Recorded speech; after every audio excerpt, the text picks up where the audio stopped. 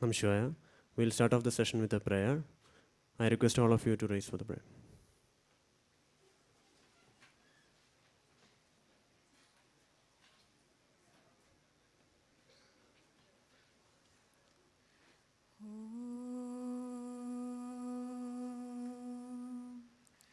ध्यायामो धवलावगुण्डनवती तेजोमयीं नैष्टिकीं स्निग्धां पाङ्गविलोकिनीं भगवतीं मन्दस्मितश्रीमुखीं वात्सल्यामृतवर्षिणीं सुमधुरं सङ्कीर्तनालापिनी श्यामाङ्गीं मधुसिक्तसूक्तिम् अमृतानन्दात्मिकाम् Ishwari.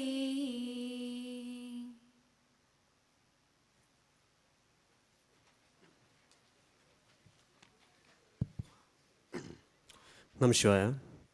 Placements are round the corner, and all of us are eagerly preparing for the same. As you all know, developing skills in group discussion and interview play a vital role in letting us through the placement procedure.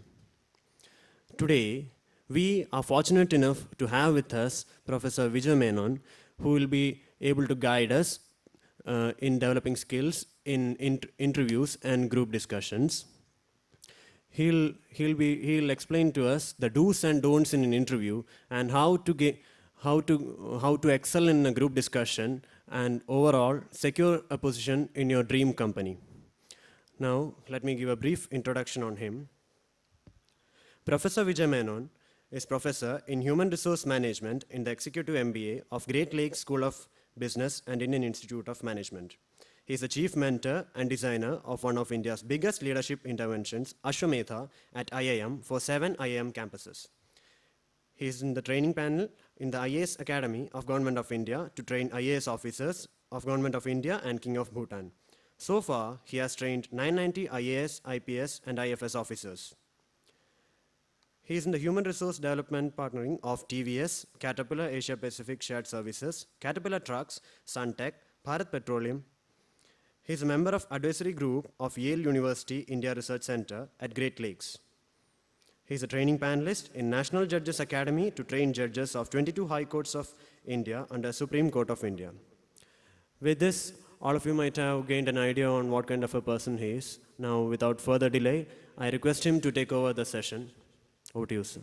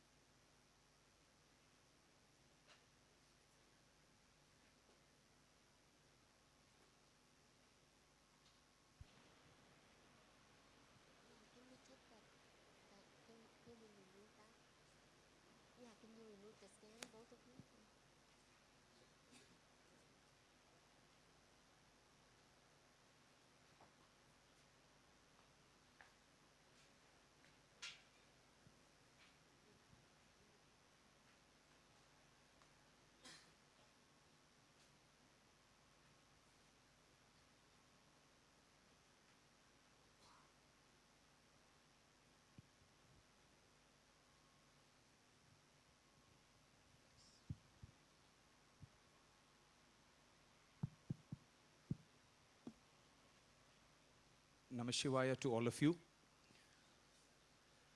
My dear friends, I've not come here to make a long, winding presentation or speech, because I think the best way to do a session of this kind would be in terms of having a very open and candid discussion about different things that you want to clarify. So I would be extremely delighted and happy if you can ask me questions that you deem fit in the area of interview, in the area of even group discussion, in the area of employability per se. I'll try my level best to give you composite answers, and then we'll have a small discussion as a sequel to it. So, I want all of you to drive the show in terms of this particular session. That's a very, very important statement that I want to make up front. So I'll take your questions and handle it in a manner that is probably best possible. I'll try my level best to, come out with answers that would suit the different needs of different interviewers that come to the campus from different companies. Over to you. But one thing is very important. I would be extremely happy if you ask all kinds of questions. Don't treat a question as a very silly or insignificant question. Every question would be accorded the highest amount of respect because it's your duty and right to ask a question. I would be the last person to not honor your right to ask or pose a question. So please start asking questions. If any.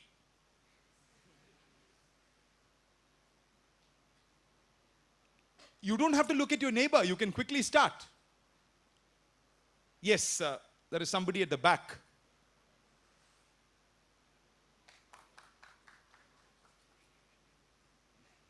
When I'm appearing for an interview, what is the first thing that an interviewer looks into me? And regarding my employing me, what is the first thing that he wants?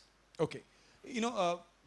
What do you think is the first thing that an interviewer would look at in a candidate? The moment a person walks into a room to have this personal interview, what do you think is the first thing that he looks at? Anyone can hazard a guess?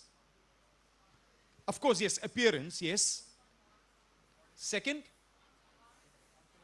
No, attitude is something that comes out in course of the question and answer session. But even before attitude comes out, what is that first thing that comes out? I would probably say presence. What is presence? Presence is basically, when you walk into a hall, your capacity to look at the eyes of the other person. Very few people have the tenacity to look at the other person, connect, and then start the presentation in a very forceful fashion. So for example, I would look at it this way. From my experience of sitting as an interviewer, I've come to this very simple conclusion that, the first question that is asked about, tell me something more about yourself. I'm telling you, 99% of people get this question wrong. They will give a massive kahani about themselves. It will become like a Bollywood pot boiler.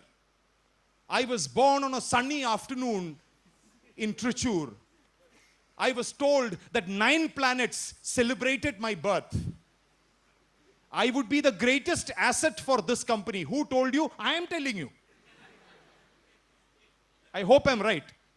See, this is where I want all my young friends in front of me to look at the first question not as a question to be frittered or wasted. It's a question to make what is called the first definitive impact. The first piece of definitive impact. What is definitive impact? You are establishing your presence in the interview hall in the way in which you answer the first question. So my dear friend, the first thing that is looked at is your presence. But I think towards the last part of the interview, they look at what is called compatibility. They would look at you as a person and ask a very simple question. Is this person very selfish? Is this person possible? Is this person trainable? Is this person a possible candidate for effective team playing capability? So I think, a lot of answers would have to basically come from your personal experience for you to make a massive impression. But the first thing that they look at is the definitive impact or connect. So please look at the first question with tremendous amount of seriousness. Yes. Next. Yeah, can you please pass on the mic quickly? Yeah, good. Sir, given that I am in a group discussion and it's a very hostile situation for me, Yeah. and I am not getting any much ground support, how do I assert myself at the same time maintain that I get passed through the GD? See, group discussion is one area where you cannot expect any kind of ground support. Even to expect ground support in a group discussion is something that's very impractical. The only thing that you can do in a group discussion is not even to expect ground support. I think what you should do is, in approaching a group discussion from a strategic perspective, please be armed with at least 2 to 3 very major points, and you should be seen as somebody throughout the group discussion trying to facilitate those 3 points. So what typically happens is, suppose I ask you a question, which is India's most powerful brand? Okay, you say Tata, somebody says Reliance, somebody says Birla, somebody says Infosys. You want to talk about Tata throughout the interview. The best way to do it is, you could probably ask a question to the Reliance person, which is actually connected to your argument for Tatas. Just to give you a simple example, you could probably, somebody is saying Reliance, you ask them, I agree with Reliance, but then how long has Reliance been there for existence? He says 25 years. You say Tata has been there for more than 120 years. So what happens is, you are holding the fort using what is called the concept of time frame. Time frame is all about competitiveness, you know. You've lasted this far because you're very competitive as a company. So my point of submission is, in a group discussion, the best way to hold fort is to come out with 2-3 very important points and make the whole group discussion hover around it. So my take on this would be, you would have to frame a lot of questions to the others based on the point that you think is very fundamental. Are you clear on that? Yes, one. Number two, there is nothing called attracting the attention in a group discussion. Please be very careful about this point. You know, if you try to draw attention, you know what happens? 99% of people start speaking in a very loud tone, right or wrong? You find people becoming excessively abrasive or aggressive. That is not the way to win a group discussion. The best way to win a group discussion is only and only with logic. I was telling somebody just a few minutes ago that group discussion is not about what you choose. It is the logic with which you back it up. I think we spoke about it. The sheer logic with which you back it up is most important in a group discussion. So my dear friend, anything that you decide in a group discussion, please understand, you've got to back it up with logic, experience, or most importantly, anecdotal support. That is how you win a group discussion. Yes, please, next, quickly. Now, I want you to generate as many questions as possible so that we can cover a lot of ground, you know.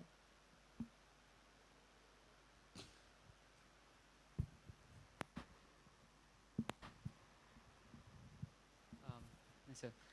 The question, tell me something about yourself. What should we cover, you know, in that question? Like, you know, there, you know, firstly, what do you say? When you keep talking about yourself, there's a tendency for, you know, people to sound cocky. Yes. So, you know, how do you draw the line between sounding cocky and, you know, just being genuinely ourselves? Yeah, you know, when a question is asked about, tell me something about yourself, my dear friends, I want you to listen to this point very carefully. What you should avoid is not, what you should avoid is your answer should not be too exhaustive or comprehensive. Typically what people say is, you know, I am such and such a person, I am a very cheerful person, I am a determined person, I am a leader, I am a born leader. You know, the moment I was born, the nurse said he's a leader. Before I was shifted out, my mother was shifted out to the labor room, I was proclaimed a future leader. I'm telling you openly, don't come out with your strengths or weaknesses. Don't come out with hobbies. Don't come out with multiple references about yourself, because initial introduction is just a pithy, concise, precise introduction about yourself, and it's very important that you set the momentum. So 4 lines should come. 1, I am dash, hailing from dash. You know, suppose you say, I'm Rakesh, coming from the Venice of the East, Alapi. The second line, I belong to a family of 4. My father being a dash, a bank manager, whatever. My mother being a housewife or a homemaker. Third, you know, I'm a graduate in engineering with a specialization in whatever. And the fourth is very important. I'm aspiring for a career in the field of dash, preferably in the areas of dash. For example, there are people who say, in IIT Madras, there was a boy who said, I'm aspiring for a career in mechanical engineering, preferably in the sector of power. I hope it's very clear. 4 lines, but you know what is important? 99% of interviewers, when you give the first 4 lines, they would have actually summed up your actual presence as an interviewee. That's why I'm telling you, your energy should be very high. Your modulation should be very high. Your expression should be very forceful. It should not be a timid, laid-back, defensive introduction. Then what happens is the interviewer would look at you and say, very nervous, very, very nervous, extremely anxious, he's not confident, he's not dynamic. So I think, you know, very important, 4 lines. Is it clear who asked the question? Is it clear? 1 is your name. I am dash, hailing from dash. I belong to a family of 4, my father, mother. I'm a graduate in dash, you know, whatever your specialization. 4th, I'm aspiring for a career in dash, preferably in the area of dash, which is your area of work. It could be the sector that you want to work. It would be the kind of industry that you want to associate. Is it clear? Yeah.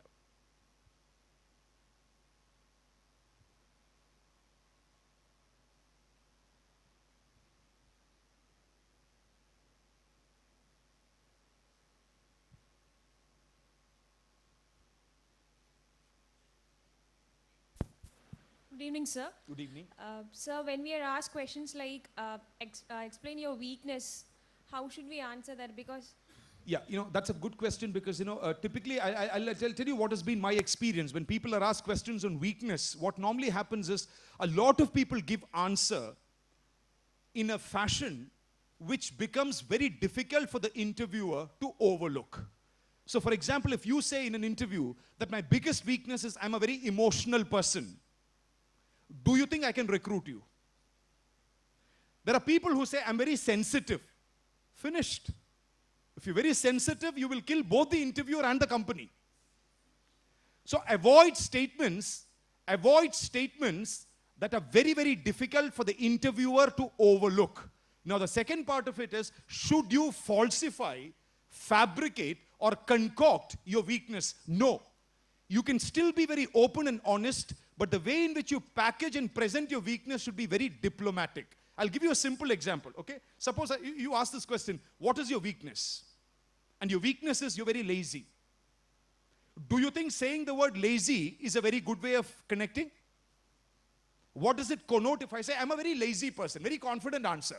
What is your weakness? I'm extremely lethargic, lazy, and indolent.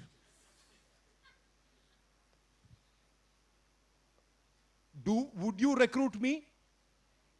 Would you recruit me? No. Why? I've spoken the truth.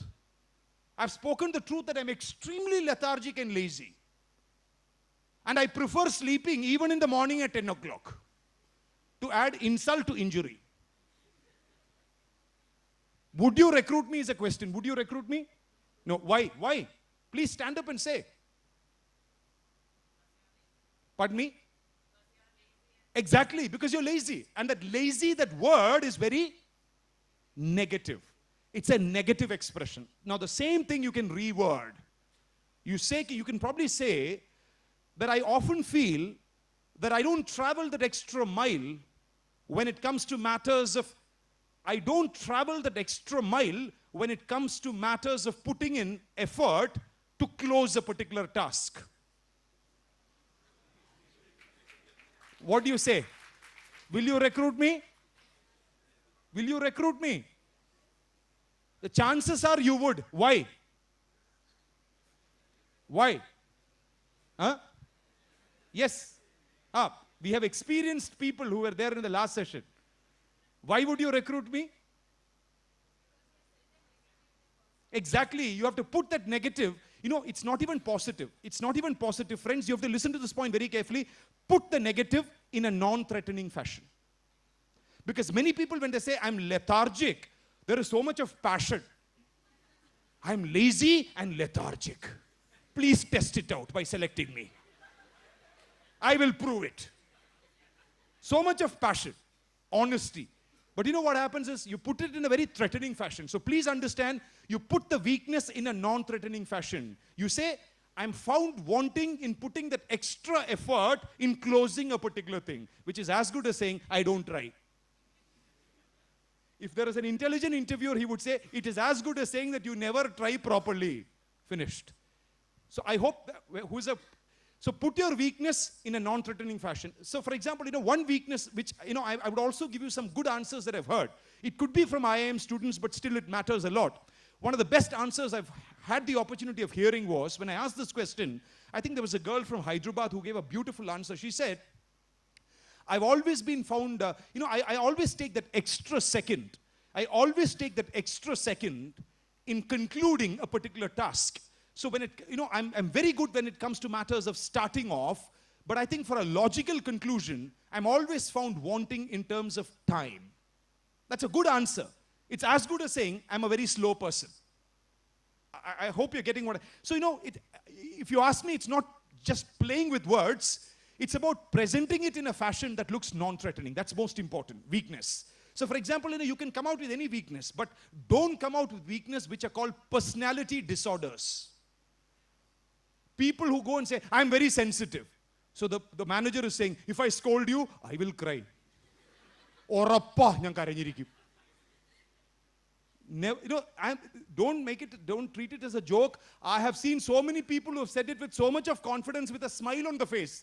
I'm very sensitive, emotional, and at times short-tempered. At times short-tempered. Is it clear? Yeah. Okay, next. Quick.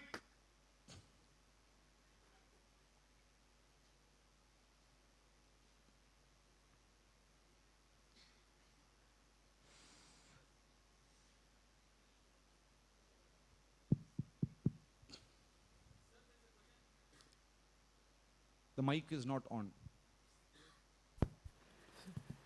Sir, there's a question like, where do you project yourself in next 3 years or next 5 years? Excellent So question. how will we answer such questions? Yes, excellent question. I'm happy that I think this question was not asked in our session. Am I right? But that's a very good question. I like that question. Again, I'm coming out first with how people mess up that question. Basically, that question is about what is your short-term and long-term perspective. Short-term or long-term dream or whatever, aspiration or whatever. There are people who say, 3 years, I want to become a manager. 5 years, I want to become the head of the department. 10 years, a CEO. Minimum. And then after 10, multiple corporations. Multiple corporations. I'm telling you, you're killing that question.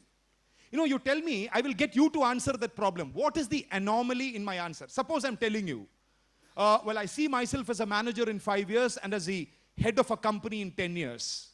I'm giving that answer. There is nothing wrong in that answer. But what is the anomaly in that particular answer? There is one big anomaly in that particular answer. What is it? Somebody can stand up and speak so that it's more audible. I'm saying I want to become a manager after 5 years. After 10 years, I want to run the company or I want to become the head of a company. There is one problem in that particular answer.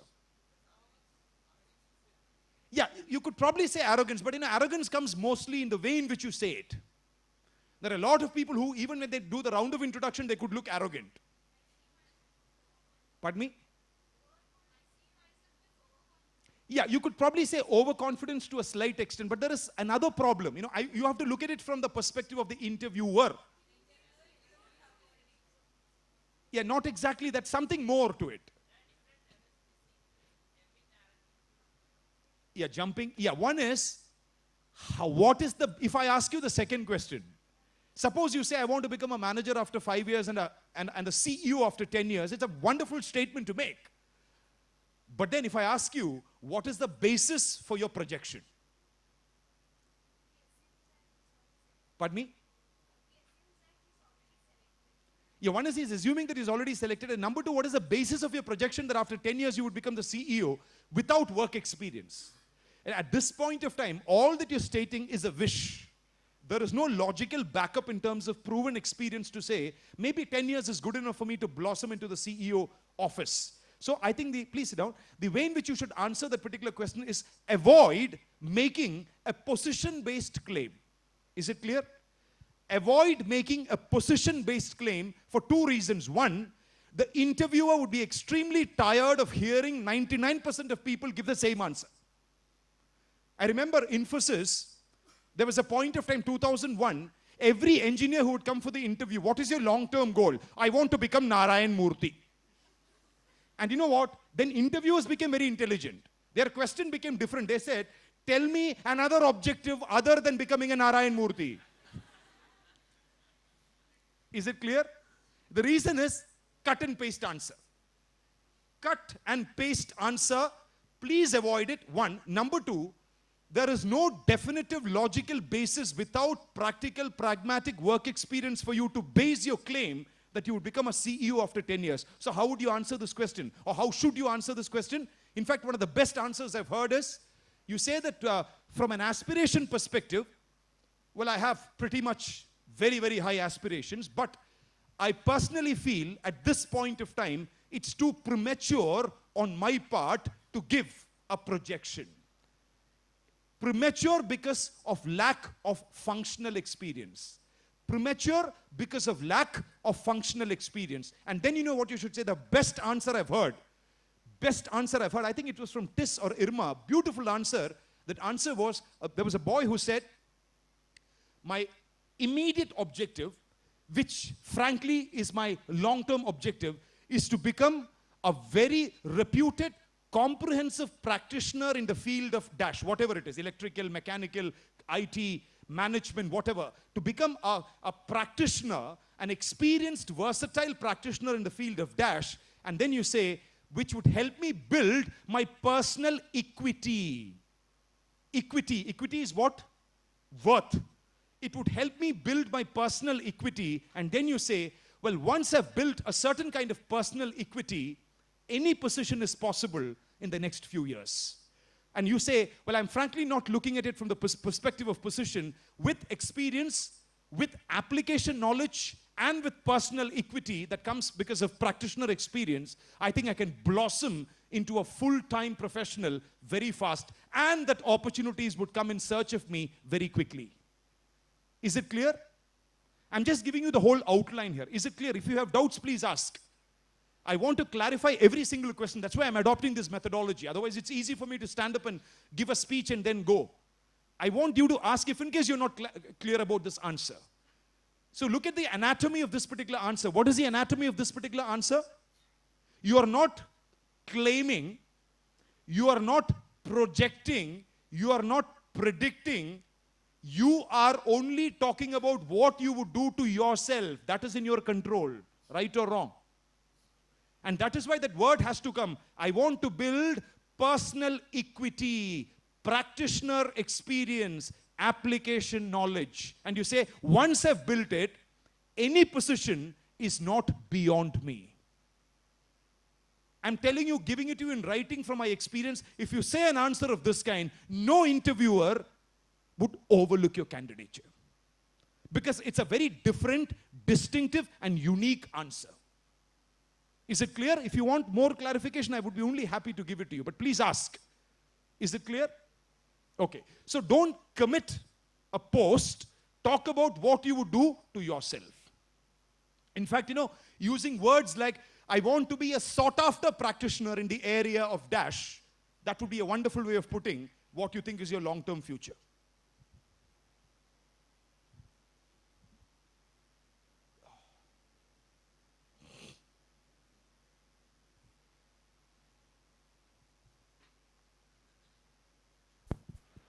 Sir, most of the in all the interviews, resume is the key part which makes us better.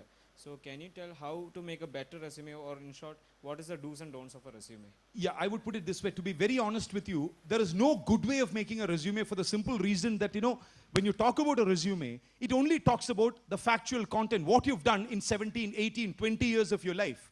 I was just telling the other group a few days ago that the first thing that you should avoid when you make a resume is, what is your career objective? Career objective is like 5 lines. Career objective is, to change a company, to change a society, to change a country, and to change the universe by changing myself. What a career objective. And then the last line, and 99% of career objective is cut and paste. And you know what is the most disastrous thing? I've had opportunities where I've actually questioned people to the hilt. They don't remember their career objective because it's cut and paste. And under career objective is to develop as an empathetic person so that there is sympathy in my mind and heart, thereby giving sympathy to the company so that the customer becomes more sympathetic. So that everybody becomes empathetic. Finally, the interviewer would say, please give me one tablet, I will die. So the first thing to avoid is the long, bombastic, artificial, manufactured career objective. Please don't come out with, there are some people, it's like the old Malayalam, one Malayalam actor was there, Jose Prakash. You know what was his greatness? He would cry before a patient as a doctor. Patient is going in front of him. He's got fever. Patient says, doctor, I have fever. Doctor would cry. Because doctor is an ocean of compassion. And finally the patient says, doctor, don't cry, I only have fever. Okay, I will stop. I will give you medicine. What is the problem there? You're getting over involved. That's a very big problem. So when you get a question of this kind, please understand in your career objective, don't overcommit, over-express, over-exaggerate. It is disastrous in the perception that a person has about you. In fact, I would request you to please avoid bombastic declamations, Please don't come up. There was a person whose CV, career objective looked like he wants to save the company. He says to join a company and make the company reputed. That would enhance my reputation and the reputation of the company, and finally all of us would together commit suicide. That is the unwritten script. So don't come out with statements like, I'm making myself available to save the company. What should your career objective be? What should your career objective be? Simple lines. I've seen some beautiful ones. To evolve as a practitioner in human resource management, thereby optimizing my personal contribution in any given context. Isn't it beautiful? Simple line. Thereby optimizing my contribution in any given context, whatever be that context. Is it clear? Is it clear? So come out with simple ones, concise ones that look different. Don't come out with long, big, high-flown statements about, you are a man with a mission, because my mission is to save you. That is a big problem. And the second part, sorry, whose question was that? Yeah. The second aspect of a CV is, I would look at a fresher CV as one, wherein you should give maximum emphasis to one thing, that is your project experience. The reason is, if I'm a good interviewer, I'm actually supposed to ask you a lion's share of questions from your project. So typically the way in which people write the project should be aim, modality of the project, third, key recommendations / suggestions / observations. So mentally you should rehearse before an interview, what did this project accomplish? What did I accomplish through this particular project? Where was my value addition personally and professionally because of this particular project? If you're clear about it and you start speaking a language which is very good when it comes to project experience, the chances are 99% you would be selected. So the second is about, the other things are very clear. Career objective, a chart that shows your marks from 10th to, your BE program, one snapshot. If you have professional experience, you can put it. Otherwise, get into the project experience and then talk a little bit about seminars attended and maybe a couple of lines about your hobbies and references. That's it. To be very honest with you, let me make a very honest statement. 99% of fresher interview is actually not CV based. It's very generic. It's generic because it talks about how you can apply the small learnings of life. Whereas when you go for the second job, a lot of it is based on what you've done in your first job. So I would put it this way, don't make the CV look a little too jarring with exaggerations. Yes.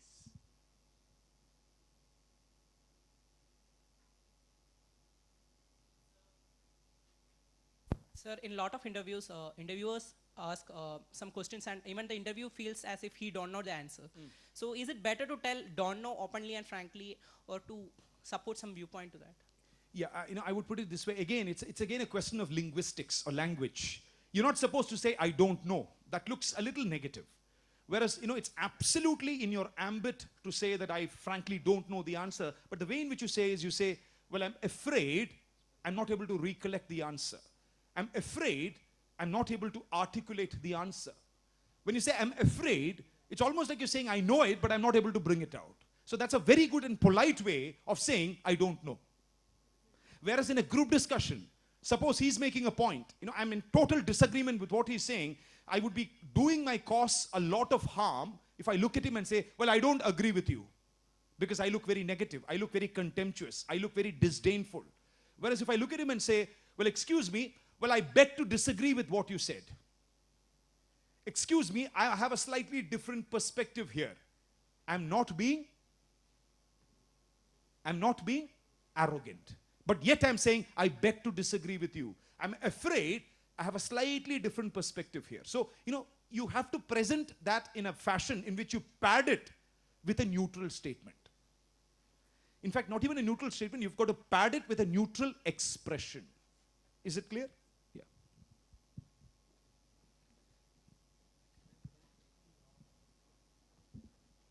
Yeah. Yeah, we'll have your question after that. Yeah.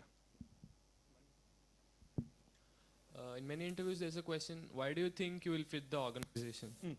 So how should we answer? Yeah, what I will do is, this one question I will take it in the end, because this is a very, very difficult question to give an answer. In fact, there are 6 ways in which this particular question is asked. We'll take it as a last question, but please remind me if in case I forget to take up that question.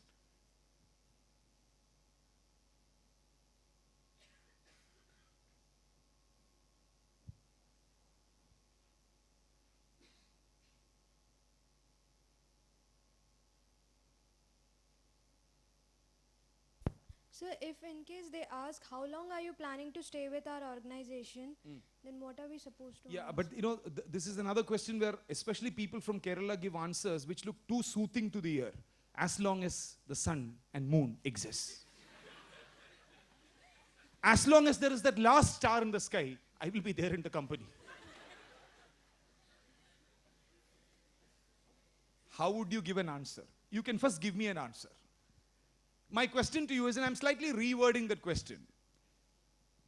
What is the time frame that you're looking at? Give me a very conservative estimate. What is the time frame that you're looking at in this particular job? How would you give an answer? Please try. There is no harm in trying. We are here to support each other. You can ask the first batch. I would be the first person to acknowledge the beauty of every answer. It's not that people are wrong. It is that we can make it better. That's all. Please try. Try. Well, as long as I'm comfortable, So who is responsible for your comfort? well, I'm responsible for my Exactly. comfort. So then who has to decide? I'm to decide. Exactly. So then there is this question itself has become meaningless. So the question is, I should reword the question saying, till what time would you be comfortable? See, the point is, what is the problem with that answer? What is the problem with that answer? Yeah, the word comfortable means, comfortable is a word which shows a slight amount of what is called flippancy, which means, somebody has to make me comfortable. What you said is actually correct in terms of real practice. You only stick to a company as long as you're comfortable. But when you voice it, what happens is somebody else is responsible for your comfort. It could be, I'm not saying it will be, but I'm saying it could be taken as a slightly flippant answer, which means a slight amount of depreciation of responsibility. So how do you answer that question? Can you try it once more? How long will you stick in this company? Can you try it once more?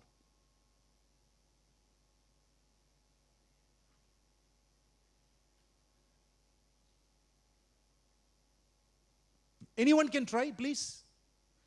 Please stand up and try, please. There is no harm. Treat this as a mock interview.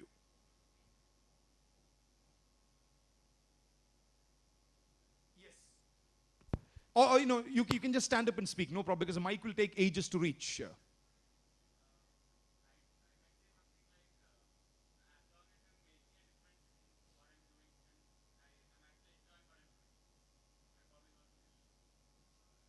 Yeah, there is no harm in that answer. If you really ask me, I will never be able to tell you that that was a bad answer.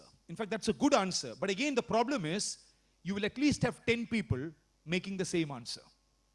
That's where, please understand modern day interviews. You look at a company like Caterpillar, you look at a company like General Electric, you look at a company like McKinsey, you look at a company which is like a Bosch. These are companies that they're all taught. You look at answers which are distinctive. You look at answers which are not run of the mill. So, the problem with your answer is your answer would definitely be accepted. It would never be rejected. But it would be an answer given by at least 10 others. So would anyone want to try it once again? Please try. How long would you stick in this company? Yes.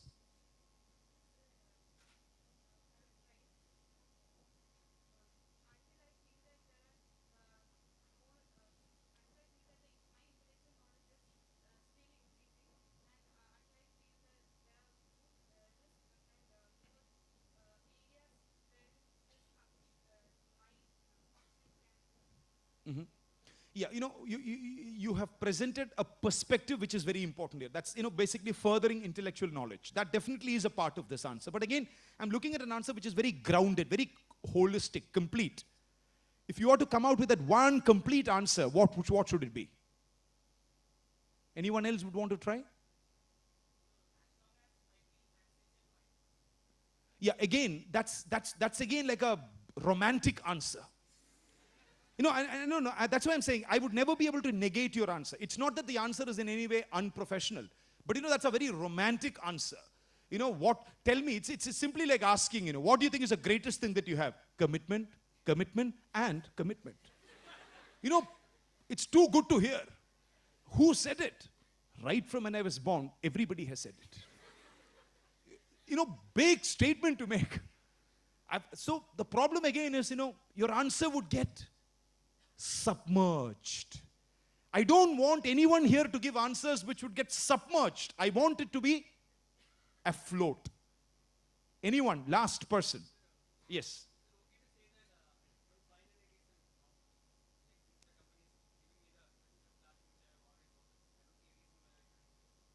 Yeah, that again, I would personally say that's a very different answer. That's a good approach. I would really appreciate the novelty of that answer. But again, what is the problem is, you've not tied it up. What you've said is almost like an opinion.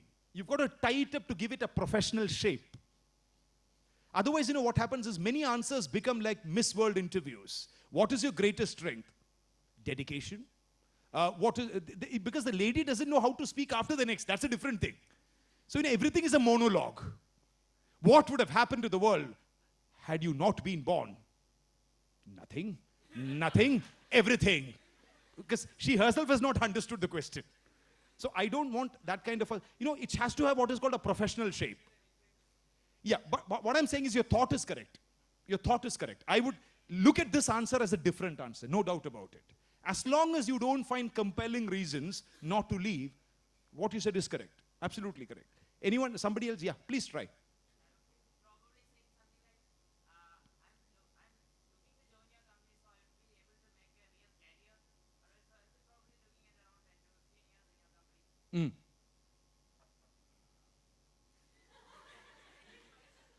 Friends, please give feedback. He's saying, I'm looking forward to joining your company. It's from the heart that Bollywood statement is coming.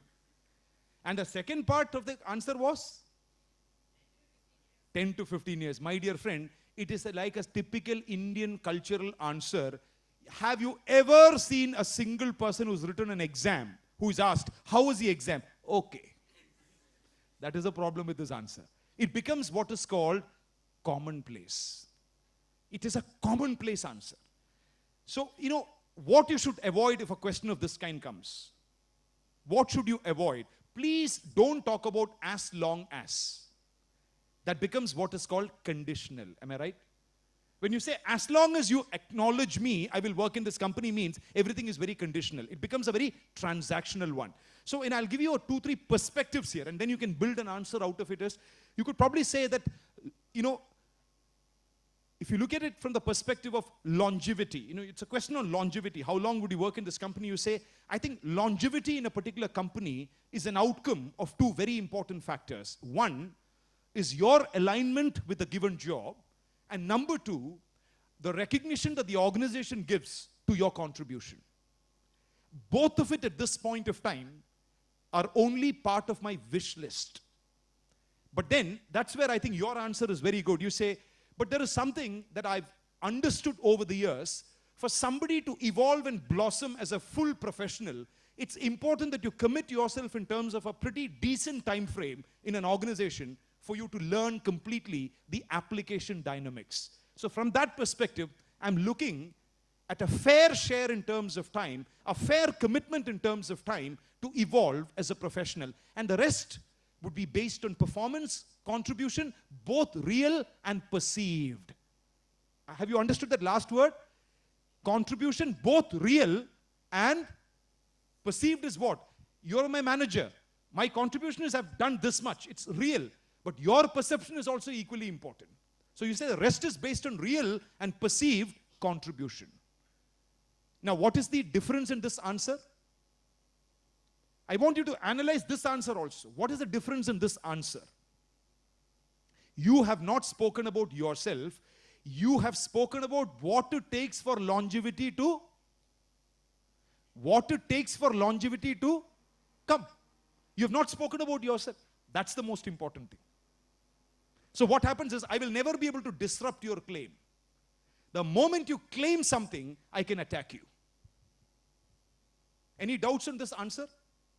You can say that longevity in a company is an outcome of two important factors. One is your alignment with the given job, and number two, the organization's acknowledgement of your contribution.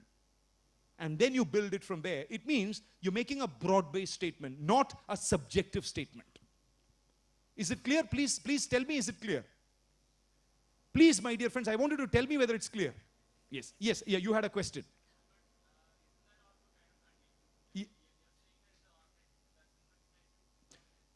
No, not the only thing.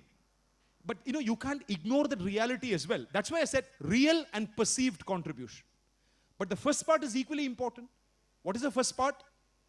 The second part is the organization's acknowledgement. The first part is, you say, alignment with the given job. My alignment with the given job. And you can say that it's an outcome of both these factors. And that's why you say, at this point of time, because of lack of experience, I cannot comment on both these. But yes, I have this personal belief that your evolution as a professional is complete only when you commit a fair share of time, a long-term perspective, when you develop a long-term perspective. So I'm having the mindset that my commitment of time, both to myself and the organization, should be reasonable enough. And if they really press you, you say, I'm looking at a medium-term engagement. Medium term could be anything between 5 to 10 years. You say that's a reasonable commitment in terms of time. Medium-term commitment. Yeah, thanks. Any other questions? Yeah.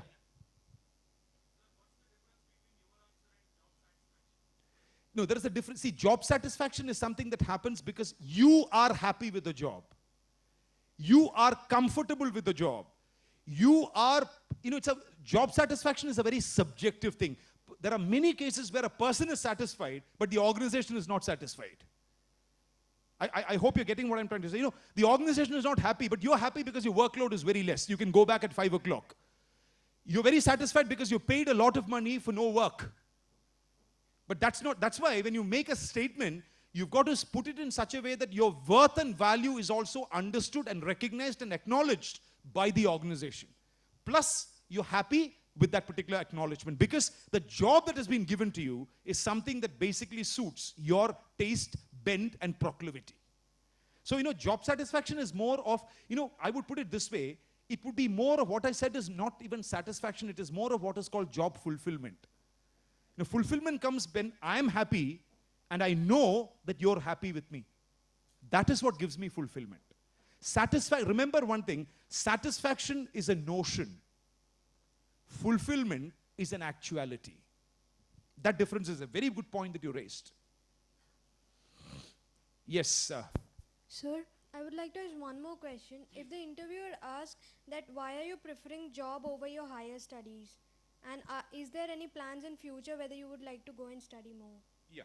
No, again, that could be a question that a lot of you could get because of the kind of age at which you're going for the interview. Can anyone give a hazard a guess in terms of what the answer would be for that? I want a couple of you to just stand up and try this answer.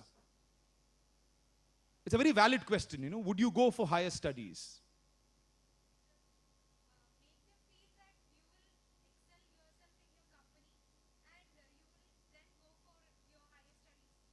Yeah, you could probably put it this way that, if you say that you would go for your higher studies after 1 or 2 years, I'm telling you there is no reason why the company should select you. You're actually killing the only reason why the company should select you. So I think the way in which we should put it, you say, well, definitely yes, I'm aspiring for higher studies. But frankly, I personally feel that higher studies doesn't have to happen at the expense of a continued career.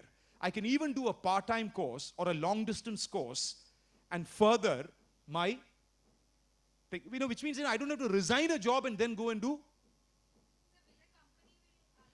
There are so many companies which are doing it.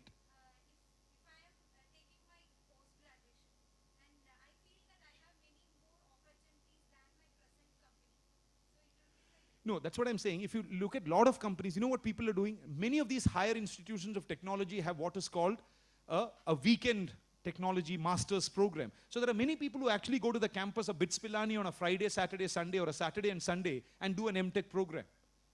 The only thing is they might probably take an extra year in finishing it. But they don't resign the job and go and study because they don't bring that break in terms of career. That's why the reason why if you look at all the IIMs today, even for MBA programs, even if you've not done an MBA program, tomorrow you join after a BTech program in a company like Cadbury, you could still go to an IIM Indore or a Kozhikode or a Shillong and do an MBA program as a part-time one. But the only difference is you would probably take a year extra in getting it. I hope you're getting. So, it doesn't have to be that I'm resigning my job and committing myself for higher studies. Who asked that question again, please? Are you clear about the answer?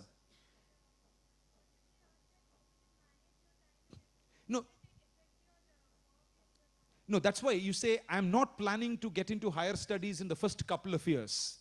It's only after getting a grounding in terms of contribution, a grounding in terms of my responsibilities, and a basic functional experience, I would probably look at complementing my professional experience with further academic studies. You say complementing.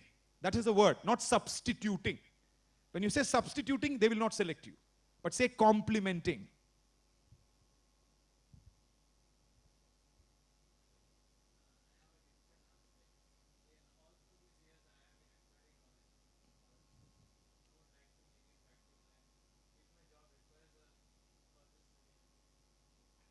No, there is no harm in saying it. The only thing I'm saying is, you're a fresher. I'm just trying to again talk about the context here. You're a fresher.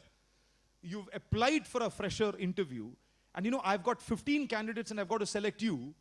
There has to be what is called a compelling reason, a very definitive reason, a very important reason why you should be selected. That's the only area where I'm concerned. So if you say this, it's as good as saying that, tomorrow if a good opportunity comes, I'll leave and go. You're only making, you are actually making a prediction of what you could do. I'm saying don't do it. Probably what you said is what would happen. But when you voice it, as an interviewer, I find it very difficult to select you because, there is almost like a guarantee that it would happen. That's the only thing.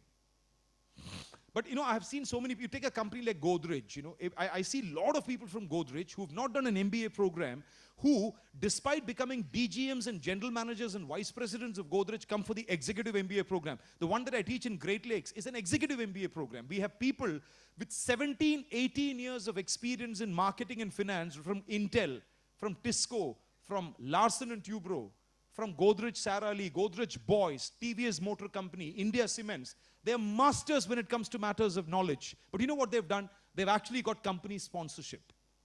Because as you rightly said, the company understands, till now you are heading a function, you've now got to head a unit. So you need more exposure, which is academic. Go for an MBA program. Are you getting what I'm trying? So it could be a company-nominated one, or it could be a part-time one. These people are doing what is called a residency-based format. Every quarter, 3 months, they come for 10 days. They go back. The next quarter, they come for another 10 days. So it doesn't disrupt their work schedule. They've not resigned their job and come for an MBA program. What I'm saying is you should speak that kind of language.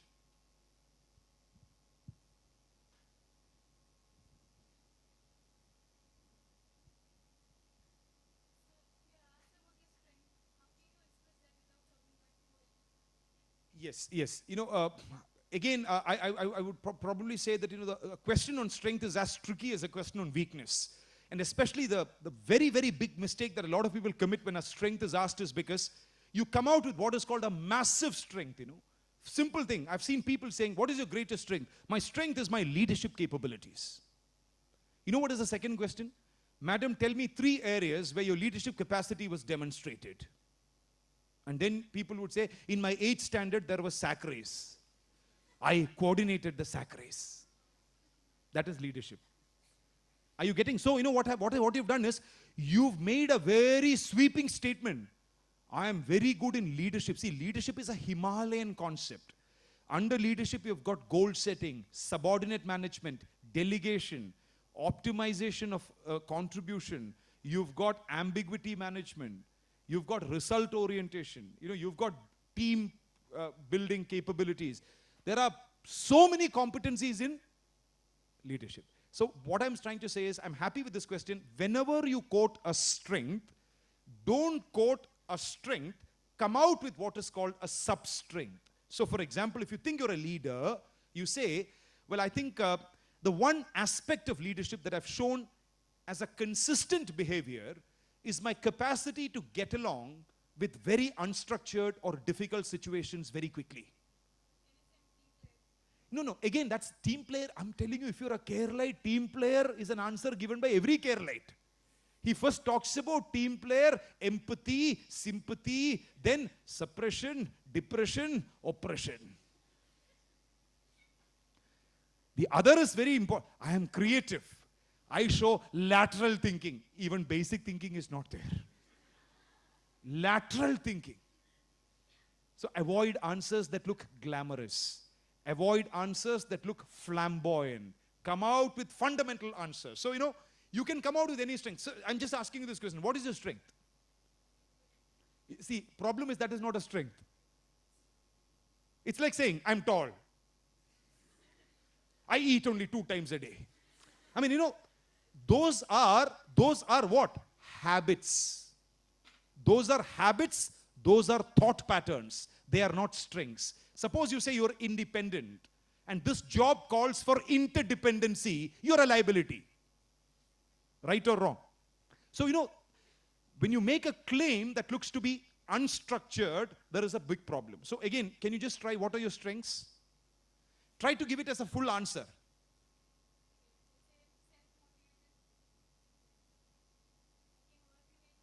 You will have to work in a team. Even if you don't want to, you will have to work in a team. So, okay, you said you're self-motivated. Okay, what is self-motivation?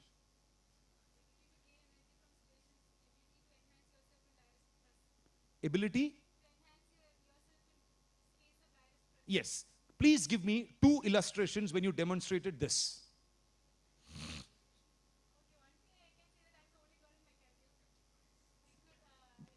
But what is the reason for that? That could even be a recruitment, that could even be a selection-based.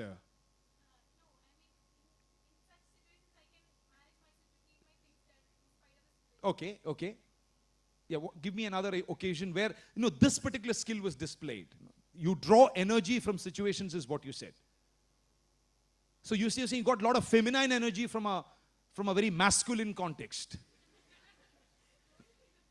Yeah. Because you said you get energy from adverse circumstances. But if in this company we only have favorable circumstances, what would you do? See, what I'm saying is good answer. But again, the problem is, if you can just try it once more. What are your strengths? No, try it. I mean, no harm in trying. And in fact, the 2 lines that you said earlier were very good. No doubt about it. It was very good. I'm just trying to play the role of a devil's advocate. That's my role. That's why. You've done a good answer. Try once more. What are your strengths? And try to complete that answer. I will not interrupt.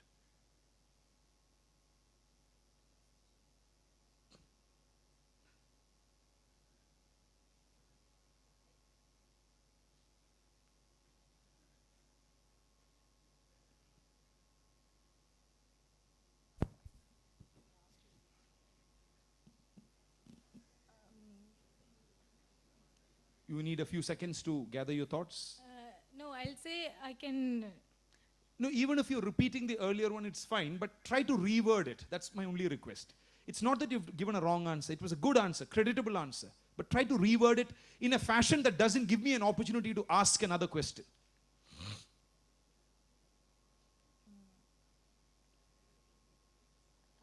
I don't know how to put it in a different manner. Yeah, in fact, I'll put it this way. When you talk about your strength, the only thing that you have to be careful about is it should not look like a claim. It should look like a generalization. What is a generalization? Generalization is, I'm meeting her, I don't know her. I'm able to strike a rapport. After a few years, I meet somebody like him with whom I have to work, but in quick time, we are able to establish a very friendly relationship to work. So what I'm seeing is I'm seeing a pattern where I'm able to get along with people that I don't know very quickly. So if I say that, I tend to get along with people that I don't know a wee bit faster than what I thought, so that initial ambiguity in terms of fostering a relationship is not there. It looks to be a very sensible statement. I'm not making a massive claim. And you say it happens both in professional and personal life. So all that I'm telling you is, it should not look like a claim. It should look like a pattern or a generalization. Now, if you can try once more. I think I'm quite, I can quite easily go at ease with people. I'm quite But good. again, that's not, that answer doesn't have, when you say, I can quiet easily and all that, that ownership is not coming. That answer needs to have that ownership. Anyone would want to try? Just a second. Strength. What are your strengths?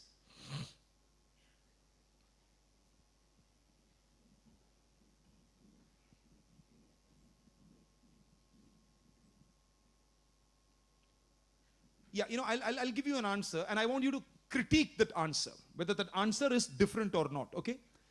There was a person who gave an answer which frankly was very, very well received and acknowledged, and that person said, well, I think if you ask me from a strength, I would redefine the word strength and redefine it as consistent manifestation, which means, every time it comes out, and you say that one of the consistent things which has manifested in my personal and professional experience has been that, the whole aspect of belief in terms of communication, not even about communication skills, but a certain kind of belief when it comes to matters of communication, that 90% of problems can actually be solved if you really are good when it comes to matters of listening. If you show listening effectiveness, a lot of what you thought was not possible can actually be solved. So I would like to believe that more than the skill, it's the belief in the importance of communication that I would call my strength. Can anyone critique that answer? Have I claimed a skill?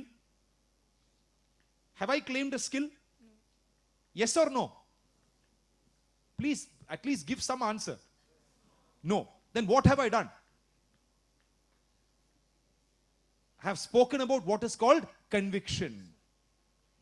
Who can challenge somebody's conviction? Can you challenge somebody's conviction? Can you challenge somebody's conviction?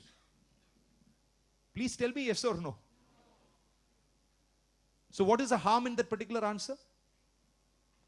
The second way in which you should do is come out with what I spoke about as a sub-skill. So for example, when you say leadership, you say, well, I know leadership is a big basket, but of all the qualities in leadership, there is one quality that I think I've shown consistent behavior, and that is the capacity to handle situations that look very, very unclear and unstructured. I don't shy away from unstructured situations, which is a great quality in leadership. That's it.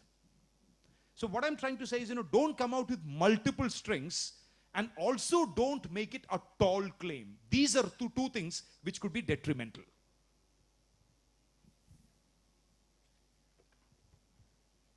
Yeah, please pass on the mic to her.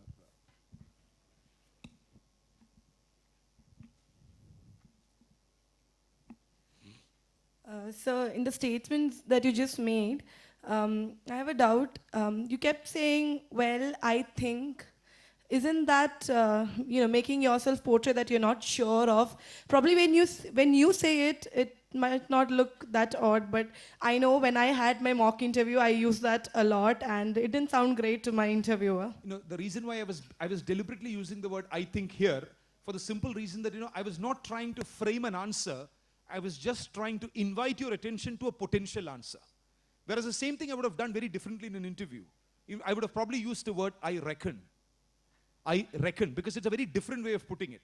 Here, my aim is not to give you an answer. My aim is to show a possibility of a new answer. So, that's a point well taken. You should avoid the word I think. In fact, you can use the word I reckon, that is okay. But I think has to be avoided. Absolutely correct. So one more thing about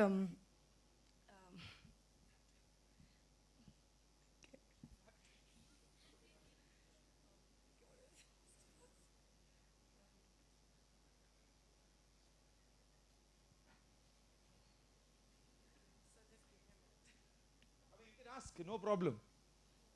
Why are you feeling shy? No, sir, I just forgot. I know, I just came to ask something, but I just... When you remember, please ask. Sure, sir. No problem.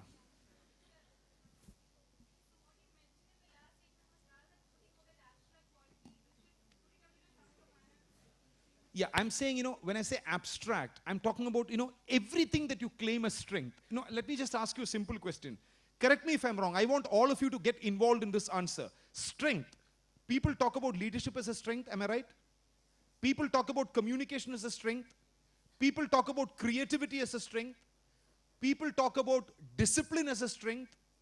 What else? Yeah, optimism, positive thinking, a lot of these things. But the problem with all this is, these are all very, very, very generic, abstract, subjective statements.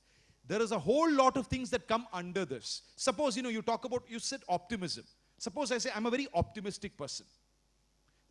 What is the immediate question that comes when you say I'm an optimistic person? What are the limits of your optimism? It's a very difficult question to answer. What are the limits of your optimism? Because the reason why we could say today that we are optimistic is because we've not faced very bad scenarios that have tested our optimism. So probably, the word optimism you can retain, but word it differently. How would you word it differently?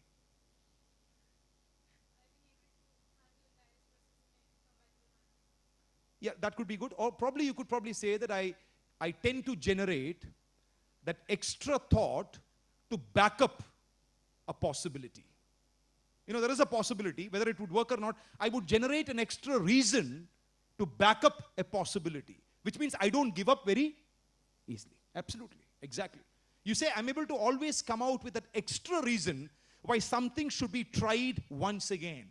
It's a very humble way of putting it. You say, I try to come out with that one extra reason why a particular task has to be given one more attempt. That's good enough. And that is called optimism. But you're not saying I'm... Exactly. Sir, I was about to ask that... No problem. Yeah, I was about to ask that with the vocab that we are trying to portray ourselves in front of the interviewer, how can you be sure that he's understanding what we're saying in terms of vocab? I honestly want to make a confession here. If I'm an interviewer, I'm saying that, I would probably give 30% of marks to vocab because, vocabulary is very, very important, but I think what is more important is using the right kind of expression. Vocabulary is not word. It's a good question because, people, especially in Kerala, tend to confuse linguistic efficiency with a battery of words. If you can come out with multiple words saying you are obstinate, stubborn, intransigent, recalcitrant, pertinacity personified, steeped in ethereal inexorability.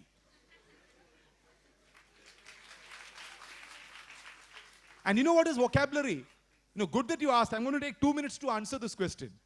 Please don't commit the cardinal blunder. How typical Kerala way of learning language. Open the dictionary, learn 5 words, take an oath. Before sunset, I will employ these words on anyone that I find. And you have learnt a new word, flabbergasted. You go to your house, you press the button, sun is setting. Till then you have not found anyone. Your mother is opening, Amma, I am flabbergasted. Mother falls unconscious. വേറെ കുഴപ്പമൊന്നുമില്ല. മകളൊരു വാക്ക് പഠിച്ചു എന്നാ പറയണേ, എന്നെ ബോധം കെടുത്തി എന്നാ പറയണേ. അപ്പോൾ ഞാൻ പറയാൻ ഉദ്ദേശിച്ച point, you should never learn words and then look at application. Always understand word is contextualized. That is why I'll give you 2 examples. Level 1, surprised. What is surprised? I'm surprised. I'm surprised. What is level 2? If the probability of something happening is lesser, surprised becomes astonished. Astonished becomes flabbergasted. Level 3. Level 4, dumbfounded. Level 5 is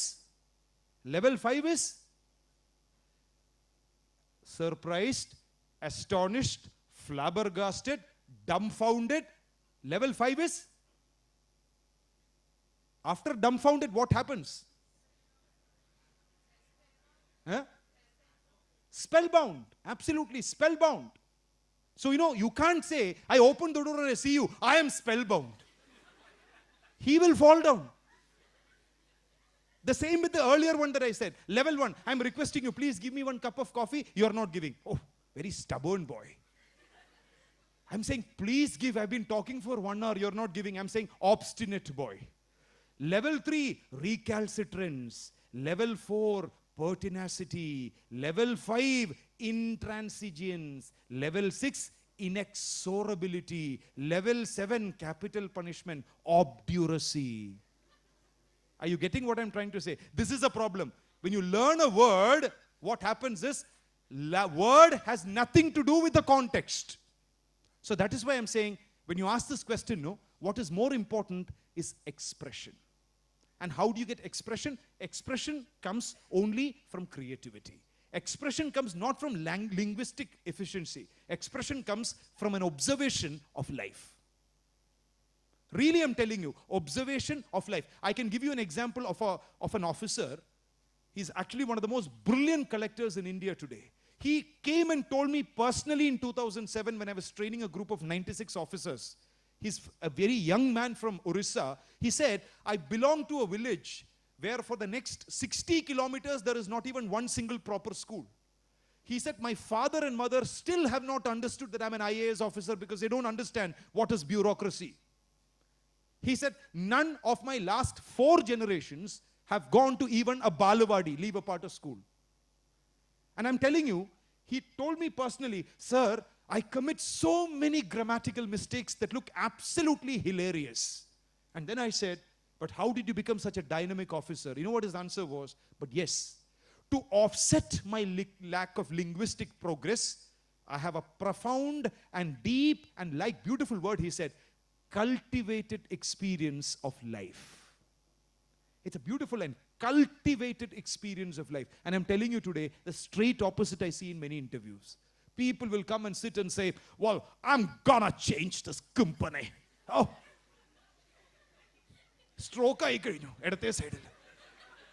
Adu kazhinjalo, then I'm gonna change the country. Ende valate side like a stroke. Pinneyo, then I'm gonna change nothing. Njan veenu nelatthekku. ഈ gonna എന്നൊക്കെ പറഞ്ഞിട്ട് എന്തോ ജനിച്ച് വീണതേ Thrissur കുറുക്കഞ്ചേരിയിലാ.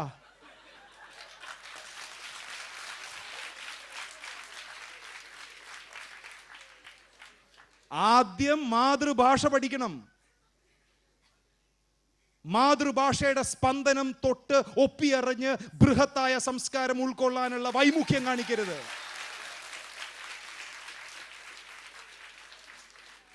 So my dear friends, please don't think that, vocabulary is very important in life. But what is important is what? Expression. I hope I've answered your question. That's why I'm telling you, simple question. I'm just giving you an example for it. Suppose I ask you a question, what are your hobbies? Typically what these Western-minded Indians think is, hobby, rock climbing.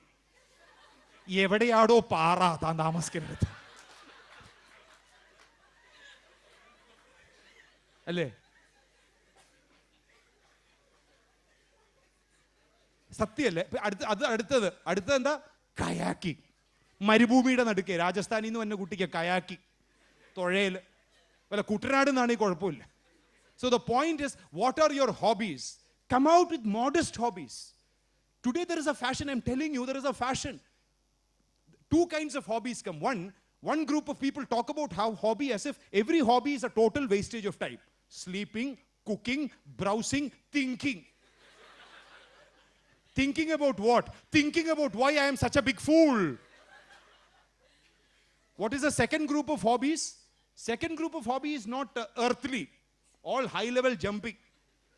നമ്മൾ മറ്റേ ഈ തായ്ലൻഡിലൊക്കെ പോയി ചാടില്ലേ, മോളിൽ നിന്ന് താഴത്തേക്ക് വീഴുന്നു, ഓഷ്യൻ്റെ അടിയിൽ കൂടി ശ്വാസം വിടാതെ പോകുന്നു.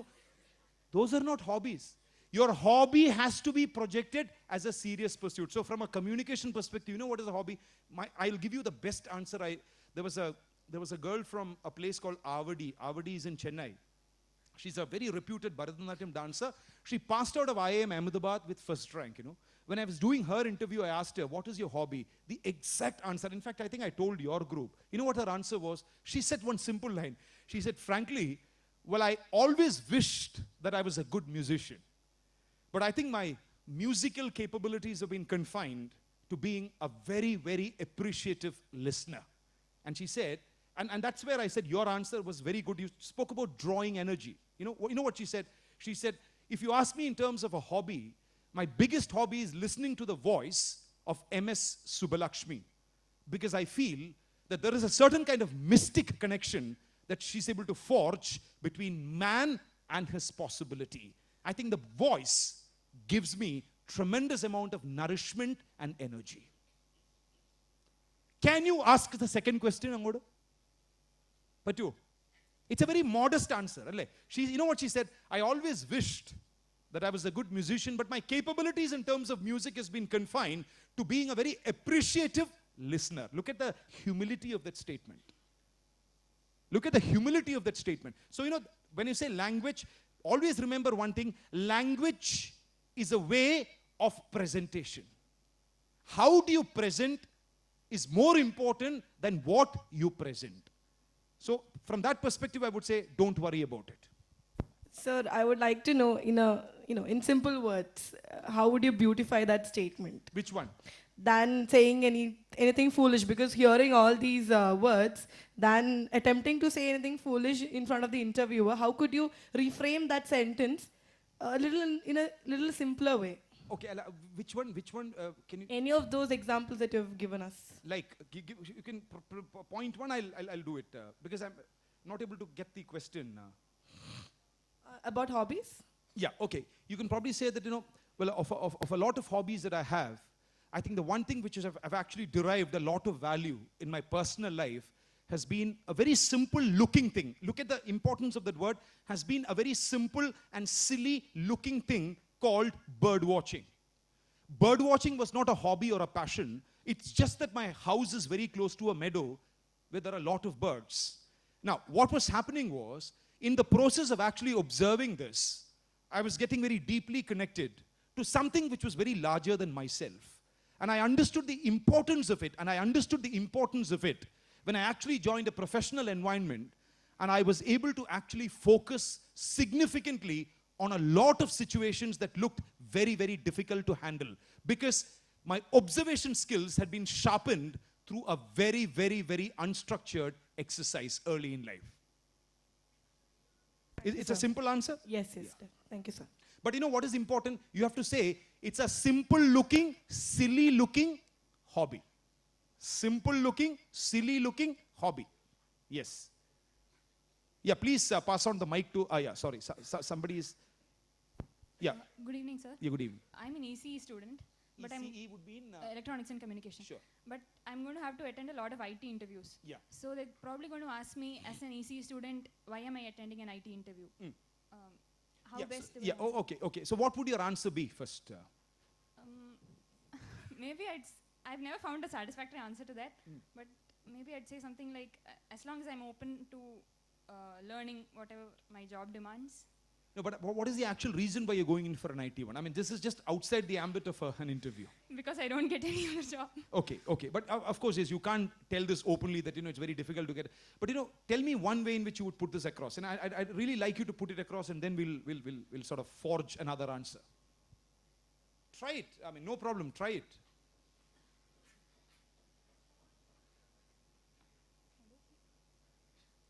My programming skills are reasonably good.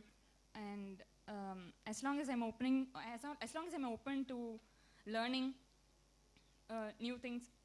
Okay. The first part of your answer is brilliant. But I think the second part of the answer is what everyone says. Try to build on the first part of the answer. The clue is that. Try to build on the first part of the answer.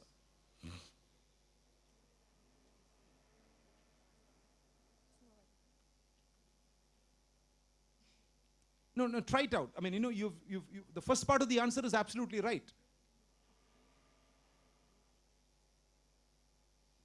My programming skills are reasonably good, and I'm interested in... But that's again a very generic statement. Then that question would come, why didn't you think about this 5 years ago or 4 years ago? That could come as a question. Anyone would want to try an answer for this, her predicament? Anyone? Try giving an answer for her problem? Please get up and try. Yeah. No, you can speak without the mic, no problem.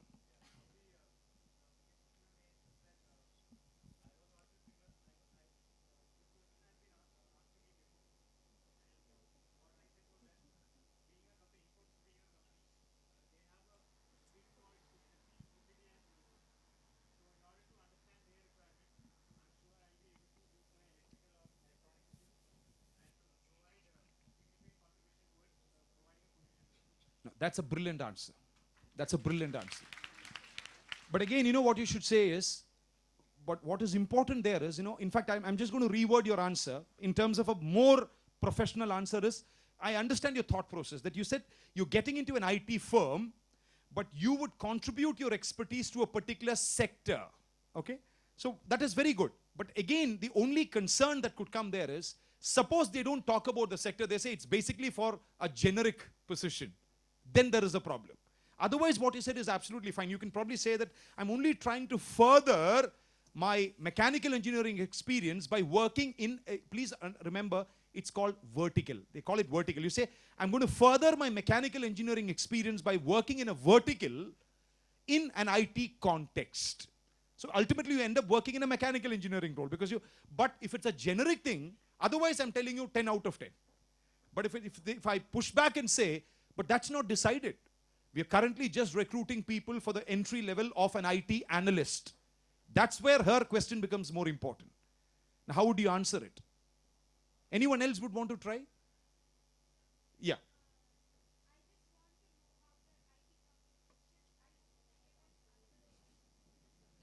They would say, that's like, that's a very loose statement to make in terms of, you just want to know would mean you're playing with your future. You've committed 4 years of time, money, energy, everything. And then you say, I want to know something else. It's an answer that could be misperceived. That's all that I'm saying. You could be right, but that could be misperceived.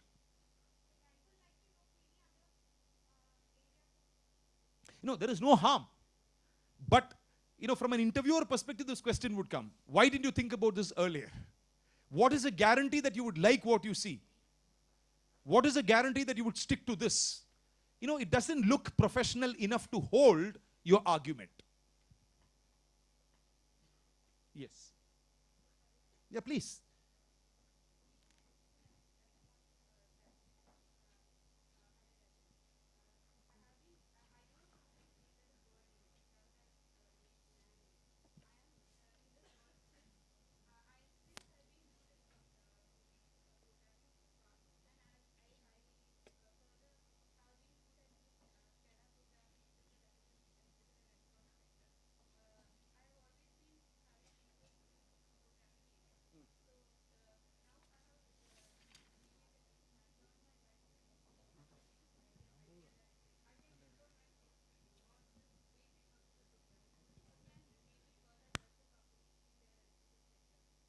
Yeah, but again, that is something that becomes significant, like what he said. If that particular company has a particular vertical which deals with electrical or mechanical or whatever kind of thing, if that is not why that company is selecting generic IT analyst or business analyst, that's when it becomes difficult. That's again, that becomes like a quote. It will again be very, very difficult to, in this, the last thing you should do is try to give a quick answer and odimara. Because it's a very difficult thing to back up. Yeah, your answer about, the reason why I said the first part of your answer was very good was because that is the only thing that you can actually quote, saying that, you've got an inclination for programming. But probably you would want to give an answer in which you say that, when I joined the engineering program, well, frankly, because of lack of guidance that I got, initially when I decided to take up engineering, I was basically looking at fundamental sectors and all that. But when I got into my engineering program, and because I got a lot of opportunities to listen to speakers and very, very erudite scholars, that's when I understood the limitless possibilities of IT and how IT is such an evolving area of thought. And plus, coupled with my basic, with the basic level of comfort in programming, I was essentially trying to look at whether I can actually look at an additional area. I was trying to look at whether I could look at an additional area of possible expertise.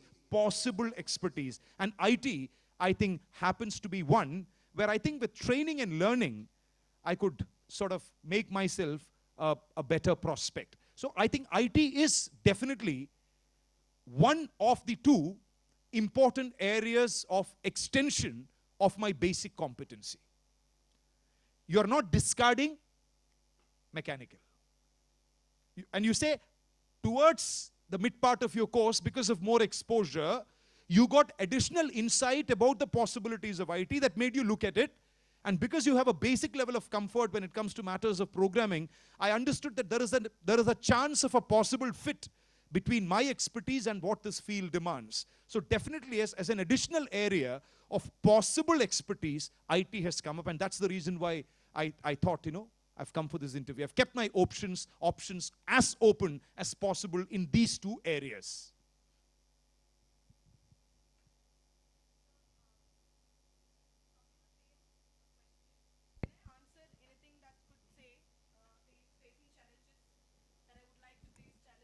No, but that's a generic answer.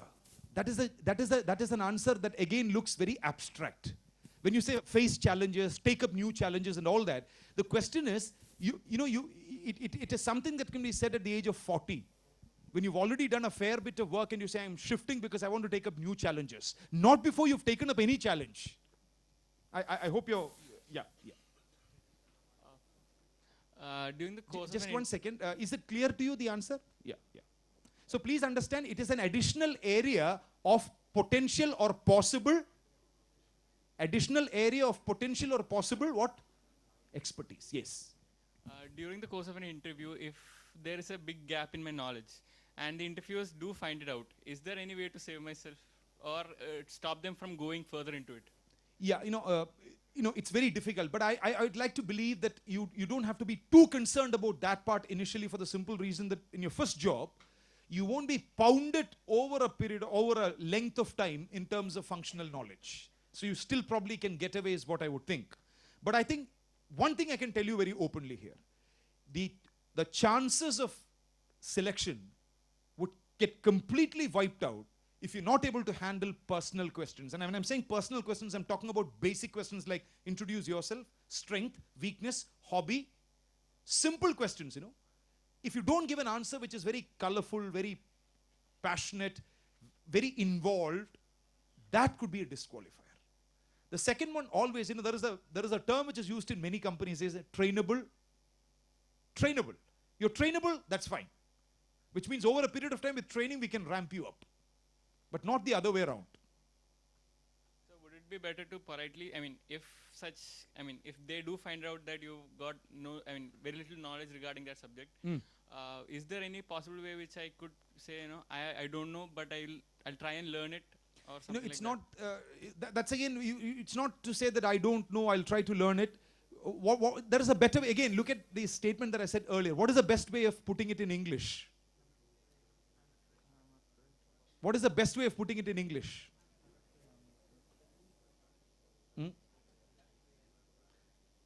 I'm sorry, I would have to. No, I would have to. I'm sorry, I would have to refresh the same. Or I'm afraid, I would have to refresh the same. So, but that would imply that, that particular question you don't know. But if they go deep into the topic, not even deep. If they go into the peripherals of the topic and I don't know any of the answers, then that would show that I'm lying, right? No, that's why the way you say it has to be, that's why I'm telling you, my dear friend, when in any interview, any setting, your body language is very, very important. The way you put it has to be very important, that you should look like a very honest person when you speak. And you should be honest, it's a different thing. But the way in which you say it has to be that, I'm afraid I would really have to refresh the same because I've lost a bit of connect with this whole subject. Well, I acknowledge this particular limitation. When you say, I acknowledge this particular limitation, you're bailing yourself out. That's why I'm saying, don't leave it open-ended for the person to pounce again.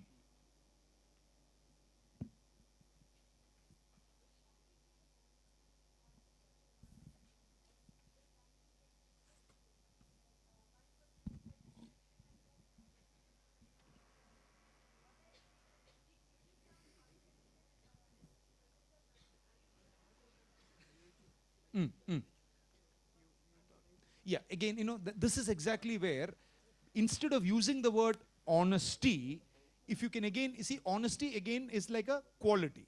It's a quality or an attribute. So, people can challenge you. So the same thing you can put up in a different way in the form of a belief. You say that I think one of the strengths that I have is a basic belief that essentially people can be trusted, provided you give them the right support structure to perform. So what typically happens is, a person errs or commits a cardinal mistake because there is no support structure to groom that particular person. But I would again put it this way. Don't even use the word honesty, because honesty again is like a very sublime expression. When you come out with honesty, that's too big to defend, too big a turf to defend. So probably rephrase it by saying that, one of the visible ways in which you're honest as a person, honesty could be in terms of relationships. Honesty could be in terms of people management. So you probably say that, well, I think one of the things that I've noticed in myself is I'm not overly judgmental.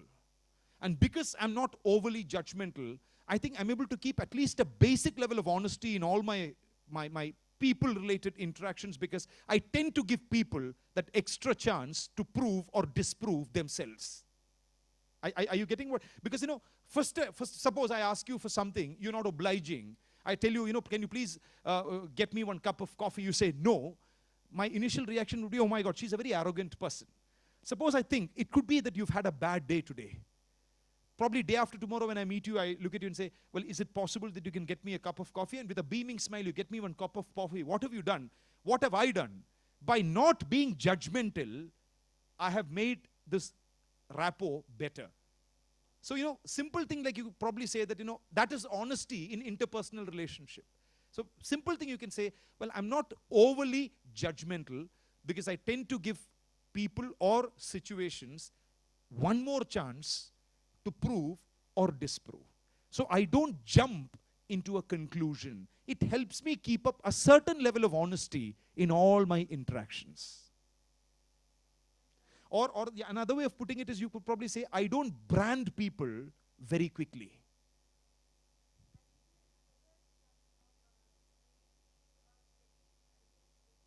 Yeah, whenever you talk about creativity or ideas, again, the problem with many people is, lot of answers have already been explored. The one answer that I would request you to explore would be, you say that, don't even use the word creativity. You say that, one of the important aspects of trying to be creative is to understand how patterns work. So I think, I'm fairly decent, not good. You say I'm fairly decent when it comes to matters of understanding patterns of behavior. Patterns.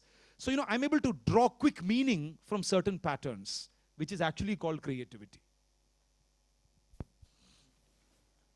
Good evening, sir. Good evening.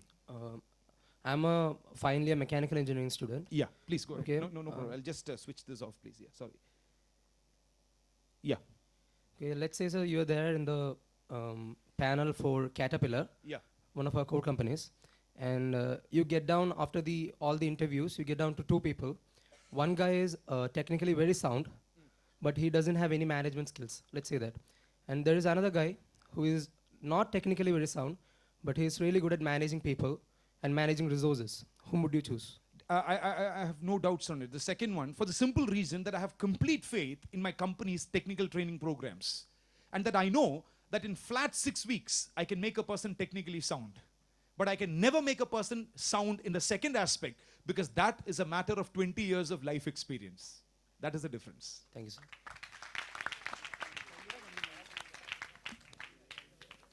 Yeah.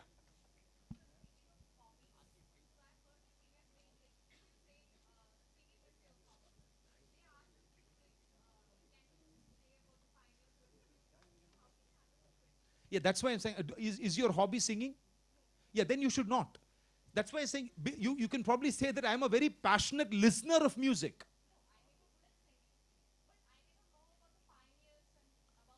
Yes.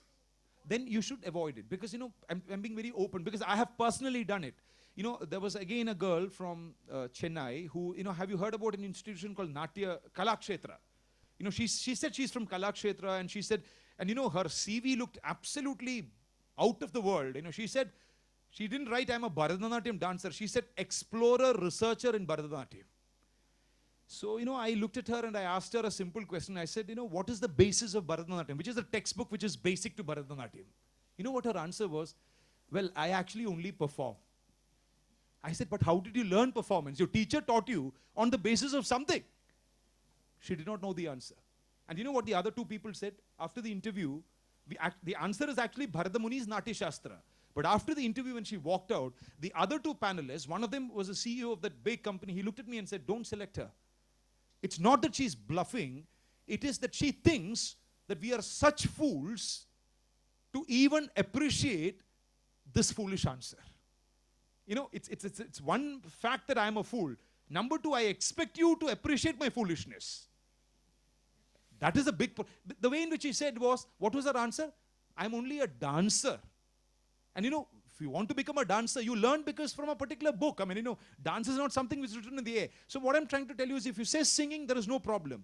But always remember, whatever you say, you will get a connected question. Yes. It doesn't have to be all the dimensions. You can probably say, that's why I'm saying that you can probably say that, well, I like singing, although I'm not a professional or a trained musician, but I really like singing, especially, and then you talk about something which you really like. You say, I like exploring the possibilities of certain ragas. And that's something, and then, you talk, then good. Your area of expertise is very limited, which is good, which is understandable, which is appreciable. That's all.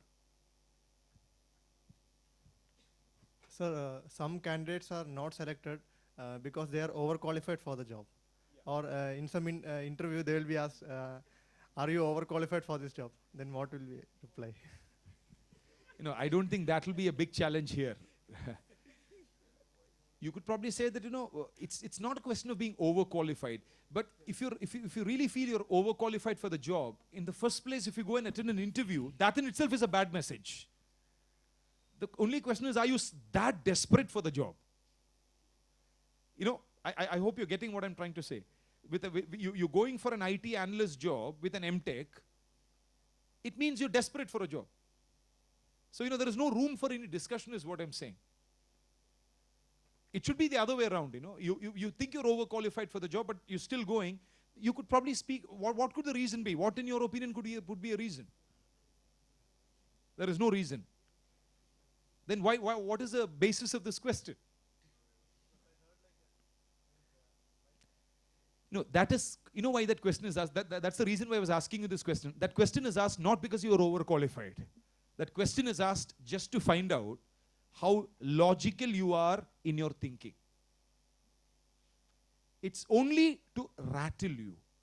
So that, you think, but what you could say? Just like what you're doing, you could smile. You could smile and give an answer. You say that overqualified can happen because of two reasons. One can be because of proven credentials, and number two can be because of academic qualification. Well, as far as academic qualification goes, I think I'm well on par with the requirements of this particular job, maybe plus or minus one. But in terms of proven credential, frankly, I don't have much to table because I don't have functional experience. So I'd like to believe that I'm definitely, a good contender for this particular job, and that this particular job would bring out my possible competencies. Very simple. It happens because of two reasons. One is contribution. You don't have experience. Number two is because of qualification. Qualification can be plus or minus one. That is all. Sir, in interviews, when people speak about themselves, they can articulate a lot. But when it comes to resume, which is a concise and a short document, how do you put all these things in such a short document? Consider the case of a person who is hardworking. He's really hardworking. And when I am talking to the interviewer, I can put it in a very beautiful and impressive manner. But when I have to write in a resume, I cannot write big sentences. Just hardworking. You should not write, because that's why I told you earlier that, for the first job, at least, your resume will not make a massive difference. The way in which your resume is presented, provided all the basic facts about your life is captured, that's good enough. I don't think you have to be worried about whether all these skills have been very well articulated in your resume. No, sir. In some of the companies, you send the resume via email and sorts. So if you write the qualities like hardworking, team leader, such qualities. No, I'm telling you, nobody would even notice it. To be honest, everybody writes all these things: hardworking, industrious, self-reliant.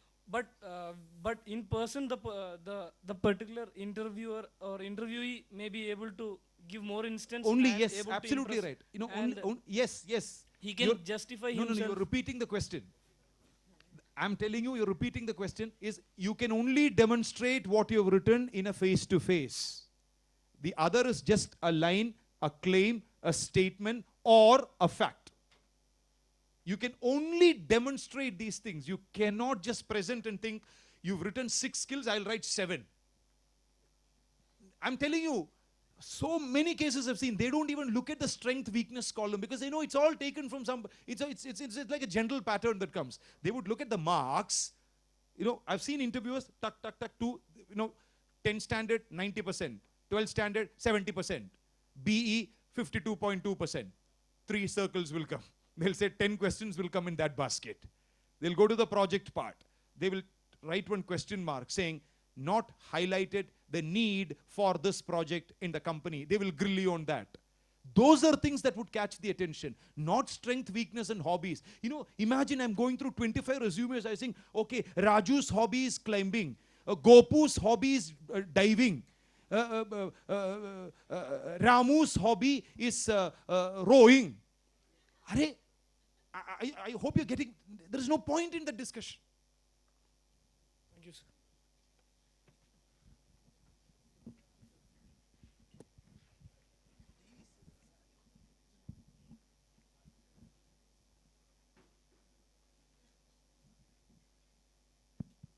Good evening, sir. Good evening. During an interview, there will be times that I won't be easily recollecting things. Like, for example, it may take time for me to frame a sentence.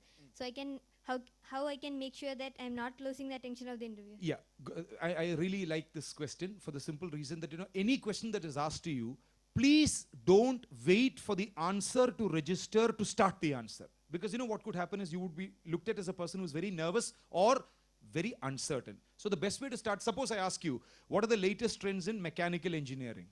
Okay, and you want to think about it. You say, well, mechanical engineering is an area which has undergone tremendous amount of change in the last 10 years. To be more precise, I've already got 10 seconds to think about it. So I'm answering this thing. Listen to this answer very carefully. Start responding very quickly and start answering after that. I hope you're getting. Response has to start very quickly. And that can be one line where, you know, you take him through the globe, no problem. The answer will then come. So one more question. When they ask us about the challenges that you have faced in your life and how did you overcome it, up to what limit? Yeah, focus on one challenge. And that I personally feel, if you really ask me to rank the quality of questions that should be asked in an interview, this is said to be one of the very, very beautiful questions which can actually test a person. Tell me some of the challenges that you faced in life that you've overcome. You know, you would want to say that first you would have to define a challenge. You know, you say, well, I'd call something as a challenge when that particular thing resulted in maximizing my understanding of life. It can be positive or negative. And you can say that, well, I won't call something as a challenge because it was negative. It could even be positive. And you say, challenge is not based on outcome. Challenge is based on maximization of life value. Now, based on this, I think one of the greatest challenges that I faced was about taking a very critical decision after my 12th of deciding between something that looks very different, arts and humanities, vis-a-vis technology. Now, both of these are very different. And, you know, typically in India, you've got a family setup wherein, you know, your parents want you to take up civil services or says that you take up arts and humanities, but my heart was always in technology. And then you talk about how you arrived at that particular decision. So what you say, but as an aftermath of all this, I understood one thing, is that any decision that is made in life, and then you say, this is where it becomes very, very professional. You say, the outcome of this particular challenge was an understanding that any decision that you take in life has to be based on long-term vision or perspective. If you're trying to satisfy yourself in the short run at the expense of the long run, there is a serious problem. So one, you define the challenge, talk about the challenge. Third, the learning outcome from that particular challenge. Is it clear? Yeah. Thank you, sir. And always remember, challenge is maximizing life value, not a problem to be solved. Don't talk about it as a problem to be solved. Yeah, you had a question?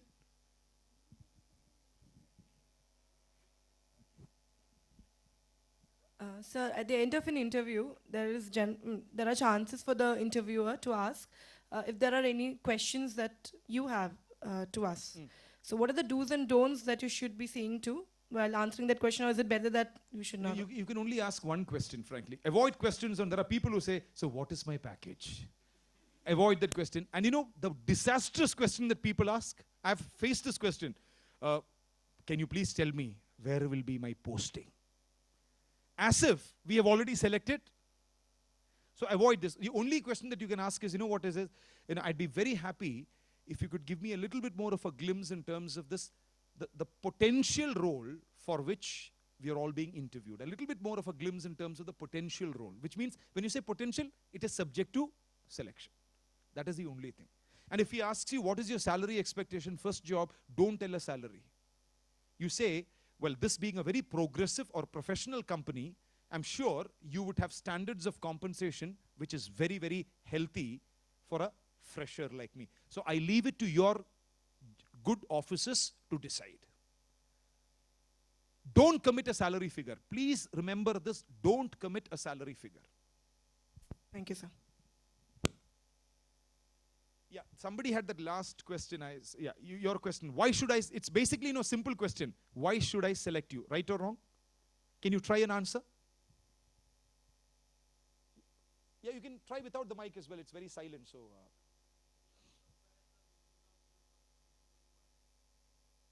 That is again a typical MBA language.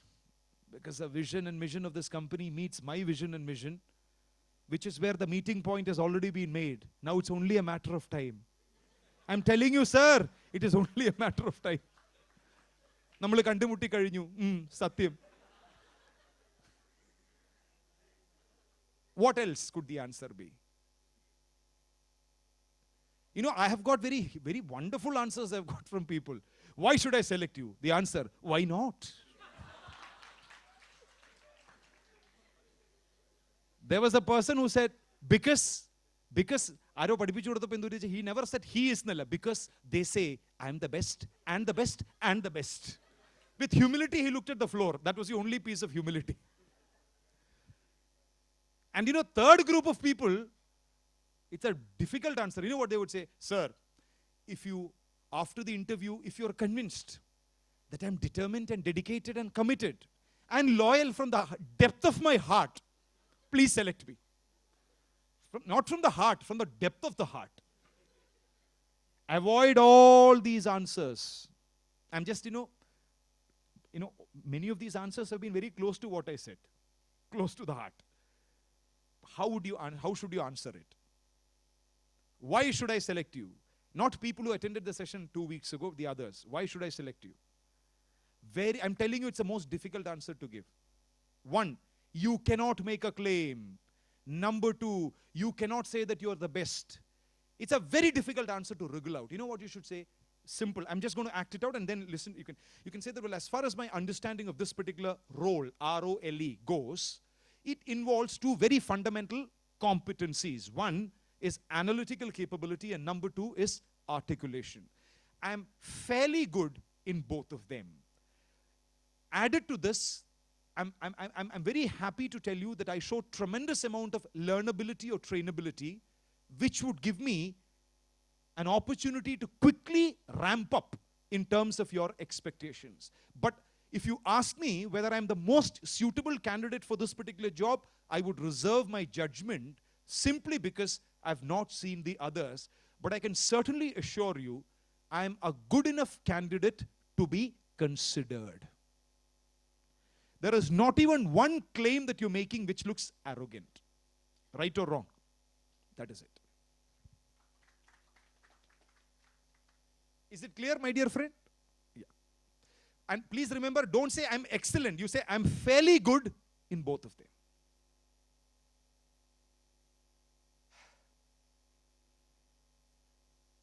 Any further questions? Well, I think you've covered the whole ambit. Yes, Somebody at the back.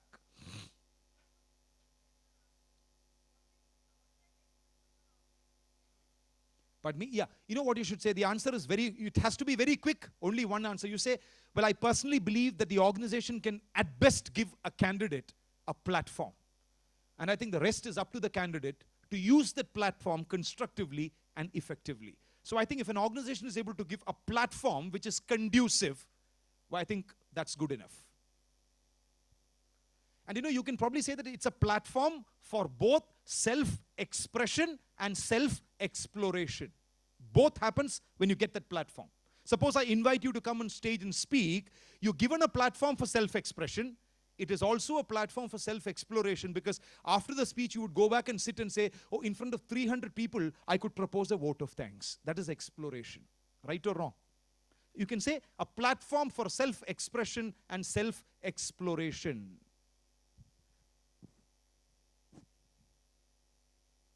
My dear friends, just 5 minutes I want to speak to you before I conclude the session, because I know you've had a very long day. I want to invite your attention about something that was asked, not actually as a question, but something that came out, looking like a question. And that is, how do you express very well in life? I want to ask this question to all of you. The big misconception that 99% of people have in this country of India is, suppose you have tremendous amount of knowledge, you become a powerful speaker. There are people who say that suppose you've got tremendous amount of expertise in a variety of areas, you become a powerful speaker. But I'm telling you openly, very simple answer. If you don't take your mind as close as possible to reality, no change would take place. I'm making a very important statement. After sitting with you for 2 hours answering all your questions, I'm telling you, I am more concerned about your future after the job than getting the job. Because that is when the big challenge comes. And what is the challenge? It's very simple. I'm telling this openly is because you have been extremely fortunate to study in an institution run by Amma. There is a reason for it. I was in IIT Madras 3 months ago. I came out of the lecture hall, the amphitheater, at 10:15 at night. We had students from all the 5 batches in that particular hall, irrespective of all the different streams and all that. There was a boy by name Anant Girish, one of the toppers in IIT Madras. He came out with me at 10:15 because I was about to get into the car to go back to the city. He came and told me one line. I will never forget that line. You know what he said? He said, "Sir, IIT Madras, I have finished my 3rd year." And then he said one line, "I can tell you one thing. Knowledge is only the first mile in life. The second mile in life is insight." What is insight? It is an understanding about ourselves. If that understanding about ourselves is not fostered, nurtured, and developed early in life, I'm telling you, life turns out to be a dull and dreary exercise. I have been the academic reference to so many students of higher centers of learning. There was a girl from Delhi, 2004, one of the superstars from one of the top colleges of India. I don't even want to name this. But she joined the 3rd biggest consulting firm in the world, 2004. 2009, she calls me from Delhi and starts crying because I'm the academic reference. So companies call and ask about her. I taught her in the 3rd semester. And you know what she said? "I am a total abject failure in life." I said, "Why?" And this is a girl that got 12 offers from campus. 12 offers from campus. I said, "You had 12 offers from campus. One was in Zurich, one was in London." And you know what she said? "Sir, that was a long time ago." The reason why is because she said, right from when I was very young, I was very egoistic, very proud. And she said, when I joined a company, every company that I've joined, my manager would call and tell me, "You have truckloads of talent, but your manifestation of arrogance is too much to handle." And you know what she said? She was crying and telling me, "Sir, in a room full of gold, I'm sitting as a poor, penurious person because I just cannot get along with anyone." I'm telling this openly, my personal experience. My dear friends, that is when you understand the beauty of Indian tradition, culture, and heritage. You spoke about Caterpillar. My friend, you asked a question about Caterpillar. You know who the Caterpillar's director India is? A person with whom I have extremely deep rapport because I have high respect for him. His name is Rangarajan. He's the director of Caterpillar India, the managing director of Caterpillar Asia Pacific Shared Services, looking after India, China, and Brazil.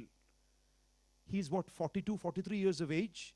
If you go to the Bangalore office and see Rangarajan, you would look at him and ask him one simple question. Sir, is it possible for a person to have so much of humility? And you know what Ranga would say? He would stand in front of you and say one simple line. You know, there is only one philosophy that I have in life. Everything that you have today can go tomorrow. Can you defeat a Rangarajan?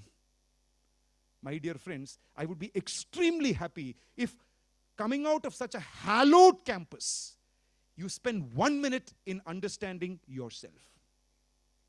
If you don't do that, I'm telling you, after 20 years, you will ask the same questions multiple times. How do I develop communication skills? How do I develop self-expression? How do I speak a language which is palatable? How do I manage ambiguity? How do I get along with people? The same questions would repeat. That is why I'm telling you the greatest investment is to make is what is called self-development. You know, I'm asking you a very scientific question here. You are living close to a place where one of the greatest cosmic phenomena of the world, in the name and form of Amma, is fully manifested. I will ask you one very simple question. I was absolutely, you know, every single story that Amma has spoken about, anecdote that Amma has spoken about. You read one anecdote of Amma, I'm challenging you, you will have to keep the book aside and think, my God, this particular story has not immediate value. This particular story has what is called transcendental value. Transcendental value. It's a very small story that Amma has spoken about, but monumental meaning, because you know why? When Amma speaks about something, she speaks about past, present, and future rolled into one. If you cannot appreciate that particular phenomena, and today, what is the poverty of India? I'm telling you, the poverty of intellectual India is that we are obsessed with the lives of Bollywood stars, IPL cricket stars, but we fail to see people who sit and inspire people across every single piece of land in the world, every single country in the world, to look at life differently. Don't you think we should prostrate in front of those personalities? And that is what Amma does. By speaking only one single language, the universal language of unadulterated love. People from Croatia to Belgium to Holland to Kenya to all parts of India, rustic to urban, technical to managerial, aesthetic to whatnot, all of them come and prostrate because that one language that Amma speaks has the power to edify mankind. But you know what we do? I'm sorry to tell, we are obsessed with what happens because of celebrity lives in this country. Last week I was in a place close to Danapur.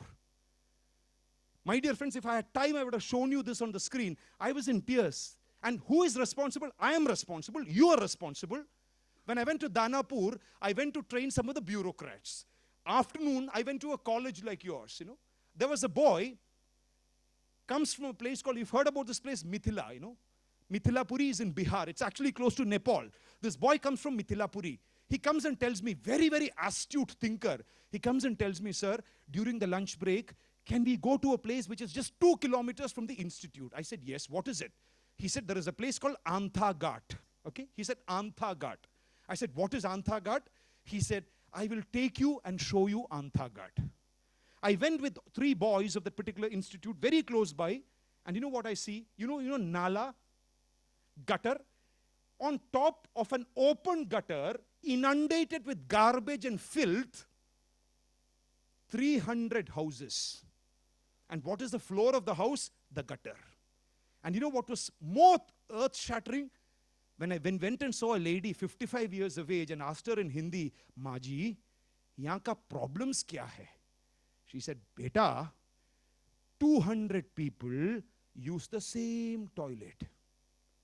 And what is the toilet? One old and tattered sari, 3 sticks, 1 sheet. That is a toilet. I saw children whose bodies have been pockmarked with dots. You know what it is? Leukoderma. And you know, this elderly lady, she shows a child to me. When I looked at the face of that boy, I was thinking, I was actually feeling very guilty and ashamed. Small boy, what a colorful face. What a luminous face. What we call in Malayalam, Aishwaryom Nishkalangadem Tulumbunnoru Mokham. And you know what this lady did? Sir, ye dikta to bahut acha hai. You know what she said? Ye dikta to bahut acha hai. He looks very good. And the next thing that she did like this. And she said, Pura safed hai. I hope you understand what I'm trying to say. Totally anemic. When I saw this, I thought for a second, you know, there is one thing that all of us can do, and that one thing is, from today, take one decision. As I'm telling you with respect, I'm ready to bow in front of you and tell you, all good things will come to us, provided we develop one thing. From today, no ego. If I come and stand in front of you with the ego that I'm somebody, in 2 minutes, you would look at me and tell me, whatever you say is not penetrating. Why? You're so full of yourself. I'm telling you openly, the one thing to be flushed out is ego. I was telling the other batch, I was traveling to Trivandrum in the month of December. You know, ego comes because of 3 reasons. I'll conclude with this. One reason, knowledge. The second is youthful exuberance. People feel I can jump and talk and walk and be cherubic. Agility leads to a certain kind of ego. And the third most disastrous ego is you look good, you speak well, you have multiple capabilities. I was going to Trivandrum in the month of December, a house that I know in Kollam. I got into to have a meal. The mother of the house, 59 years of age, she gave me 2:30, one beautiful Kerala meal. After the meal, when I got up, she looked at me and said, there is a temple in a place called Thuravur, which is close to Alapi. She said she's going to Thuravur temple to do one bhajan program. She said, Feb, that CD would be released. She said, I will give you one CD. Please come in the month of Feb when you go to Trivandrum. Feb, what did I do? On my way, unannounced, I got into that house. 3 o'clock in the afternoon, when I got into that house, that beautiful courtyard, the moment I stepped into the house, what do I see? The mood in the house is very somber, solemn, mugada. I was able to quickly understand that there is something which is problematic here. When I got into the house, I see the ground floor bedroom door opening and this lady coming out. From here to here with a piece of cloth, it was tied like this. There was a rectangular mask which was obscuring the face, and this lady is standing in front of me. I said, Amma, what happened? She stands in front of me, removes this like this, looks at me for a couple of seconds, and you know what she said? My dear son, when I used to see one strand of hair on the floor, I would get extremely angry, agitated, and uncontrollable rage. And then she said, now I'm thirsty to see one strand of hair on the head. And then she looked at me and said, 2 chemotherapies, everything is over. I'm asking you, is there a line that you can write on top of it? 2 chemotherapies, everything is over. Day before yesterday in Cochin, there is a hospital called Medical Trust Hospital. There is a teacher of a school, her name is Deepa. I have not seen a more amazing lady than her in Kerala, because this lady is 39 years of age, Deepa Jayashankar. You know what she does? She has inspired 1,500 students in a CBSE school in Cochin to sacrifice one desire a week. Children sacrifice one desire a week, put that money in a box, they open it, and as a sequel to it, you know what they do? Whatever money comes, they buy chemotherapy medicines and laxatives to be given in the Ernakulam General Hospital cancer ward. 8th of every month, the medicine is delivered. And you know what is the greatness of this teacher? She's not even 40 years of age, but one kidney is totally non-existent, and the second one is operating with 40% efficiency, which means 1.5. If you take 2 as a figure, 1.5 is non-existent. A lady living with just 40% efficiency in kidney, urea creatinine level is sky high. Every time I see this teacher, I tell her, Deepa teacher, you don't take the trouble. You know what she says? No, I will do it. I will go to the cancer ward, I will give medicine. I will take children. I'm building new culture. I'm building samskara. 2 days ago, when I called her, she was lying in the hospital after 4.5 hours of dialysis. 4.5 hours of dialysis, her husband picks up the phone. He says, Deepa has just come out of the dialysis room, protracted dialysis for 4.5 hours. I said, keep the phone. I just called to ask about the cancer ward, but I didn't know that she's in the hospital. You keep the phone. After 2 minutes, one message comes. You know, her hand and neck, they'd put a stent. With tottering, trembling hands, she takes the mobile phone. She's texting a message. And what is that message? Don't worry, cancer ward medicines will be given on time. Cancer ward medicines will be given on time. And you know, with a hand with a stent, seconds after dialysis, tottering, suffering from weariness and lassitude, she's texting that message. I'm telling you, my dear friends, the worst thing that we do to ourselves is offer excuses not to do good things. This is the greatest lesson we should learn from Amma's life. I'm telling this openly, because we're very youthful, very exuberant, there is a tendency to look at everything which connotes and denotes spirituality with a bit of, you say, my God, worldly things are much better. But I'm telling you, the greatest of the great people in worldly life or material life come and prostrate in front of Amma. I have seen people with surfeit of money coming and standing in front of her as if they have nothing in life. And you know what they tell? Simple thing. We understand our limitations when we come in front of a Mahatma who has conquered time, space, and causation. And if you really want to know who Amma is, I'm concluding with this. One line I'll tell you. Go back to the old footages that you see. There was a person, when Amma went to America, we all know about the Bollywood actress, the great actress, the respected actress Sharon Stone. We've all seen pictures of Sharon Stone coming and offering the highest amount of veneration to Amma doing her customary embrace. You look at Amma's facial expression when one of the top Bollywood star comes and offers her respect. If you see that facial expression, you go back 25 years in time to see another footage. When a man from head to toe afflicted with leprosy, the pus oozing out, which is so repugnant that I and you would shudder to think of, discarded and rejected by his own mother in Ochira, when he came to see Amma, people in the ashram would tell you, Amma's embrace was stronger. Amma's facial expression was more intense. That is Amma. The point is, having seen this truth in front of us as technocrats, as scientists, you investigate, you try to find out. If you're convinced, just prostrate. I will conclude with an illustration. I told this to the earlier group. I had the opportunity of coming to Amma with the CEO of one of the top 5 IT product companies of the world before Amma went to America. I don't want to name him because he's a man who shuns publicity. In fact, he had come to Vallikav from Istanbul, Warsaw, Poland. It's a kind of man, you call him, he says, I'm in Turkey today, tomorrow I'm in Poland. He came from Poland, Warsaw to Dubai, and Dubai to Trivandrum. We came together to see Amma. I'm talking about his profile. You know his name, you would know the company as well. It's an iconic company in India. Without any publicity, we came together to see Amma. We saw Amma, we came out, we were about to get into the car here. I asked him, what was your experience? He said, get in. He said, get in. I said, what was your experience? He said, get in. When I got into his car, his wife, his mother, his second sister's daughter, all of them were there as well. He turned and looked at all of us and said, Amma, he asked his mother, Amma, I am 45 plus. His age is some 46 or something.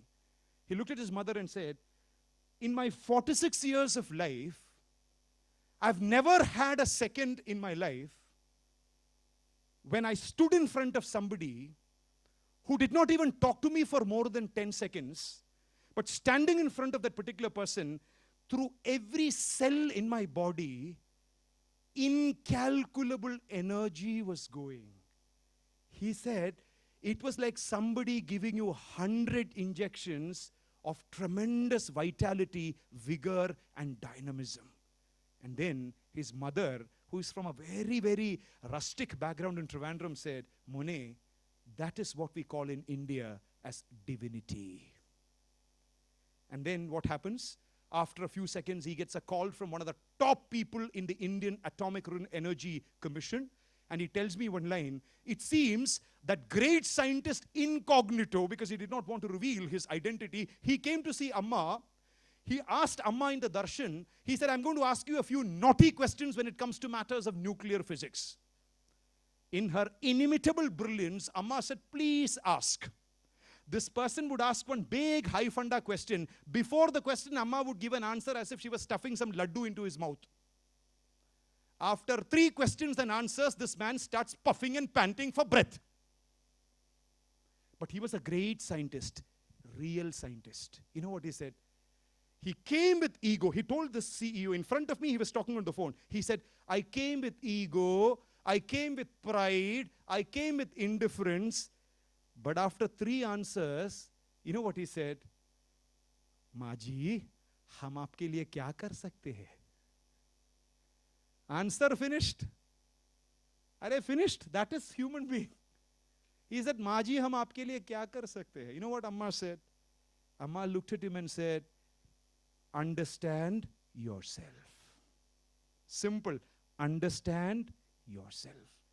And this man said one line, he asked Amma, Amma, how do you know more about nuclear physics than me? You know what Amma's answer was?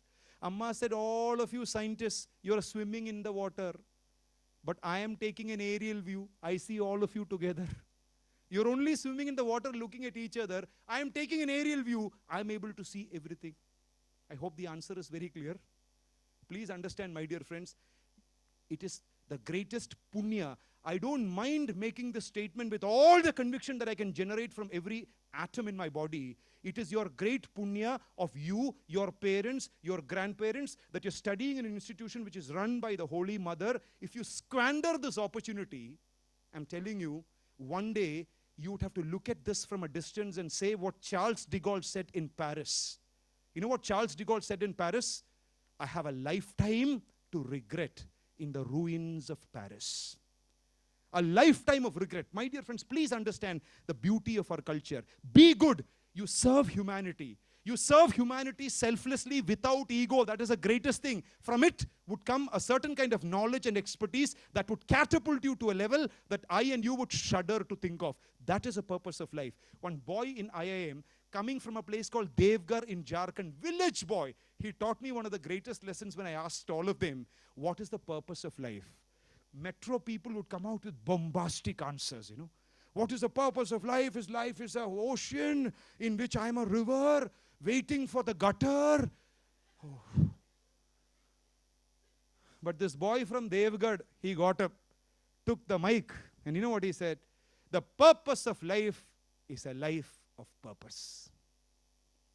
I repeat, the purpose of life is a life of purpose. 1914, one man thought about this in London. You know what his name is? Paul Brunton. Paul Brunton was one of the greatest intrepid explorers in philosophy in England. He would take his pen, his words had Himalayan magnitude. He came all the way, did he not? From 1914, when Britain was ruling India, went to the Himalayas, went to every single peak, met yogis, rishis, great saints, seers, bards. He met all of them. And finally, he wanted answers to the simple questions of life. He goes to a place in Tamil Nadu called Arunachalam, Ramana Ashramam. He sees a person called Ramana Maharshi who was just lying like this. And Ramana Maharshi was a doctoral holder in silence. He would never talk. And Paul Brunton comes and sits in front of him. He says, I am Paul Brunton. The answer. I have come from England. The answer. Total silence. Paul Brunton got up. 1920s, mosquitoes galore, humidity to the highest possible extent, living in that hamlet. Paul Brunton said, 7 days I would take a bullock cart and go to Ramanashram and sit in front of the great Ramana Maharshi, the master of Mauna, silence, and look at his face with one question. What is the purpose of life? Ramana Maharshi refused to answer. And you know what happened on day 7? Paul Brunton went and sat in front of Ramana Maharshi. Suddenly, like a child possessed, excited, or edified, he gets up with tremendous amount of resurgent faith. He gets up and tells him, I've got the message, I'm going, goodbye. Because you know what happened? In the depths of that silence, Ramana Maharshi told him one line, you are not the body. You are beyond the body. Paul Brunton wrote a book which has been considered one of the greatest epochal books in India or the world. It's called The Maharshi and the Message. One line, you go beyond that body. I'm telling you, when I went to Danapur and saw that child, if you look at the child's face for a couple of seconds, that's when you look at your life and say, how irresponsible I am, how arrogant I am, how much I have to change. I am telling you, I came out of that place ashamed and ignominious. That is why the greatest thing I can do to you, you can do to me, and we can do to each other is word, thought, and deed. Let us not harm another person. Even if you don't help, it is okay. But if you harm, it will come back. And that is why I'm making this request to all of you. I'm not even excessively concerned about your job, but I'm more concerned about the next 50 years of your life, because at a personal level, I might not know you. But I'm telling you, as a sevak of Amma, I'm telling you, I want all of you to be happy, to lead lives which are beautiful, fulfilling. And with your life, I want hundreds of people in the world to say, what a great experience life is, because this particular person has brought perceptible, palpable change in my life. I want you to blossom into that kind of a sturdy oak tree. That is when I would think that the session today has had an iota of value. I thank all of you for your time, for your listening, for your patience, and if possible, please give me one shirt because I'm sweating profusely. Okay? Thank you so much. May Amma's grace be with you always in life.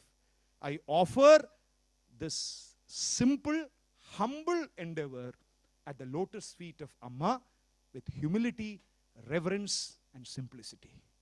Namah Shivaya.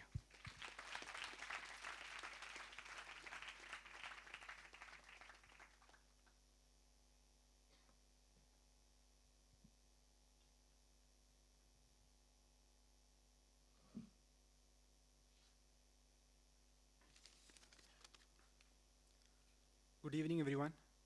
First of all, I would like to thank Mr. Vijay Menon for having found time from his busy schedule to help us in our preparations for placements. This session has been proven to be extremely invaluable and enlightening. Thank you, sir. Secondly, I would like to thank the CIR department for organizing this program. Last but not the least, I would like to thank my dear friends for the active participation. Thank you all, friends.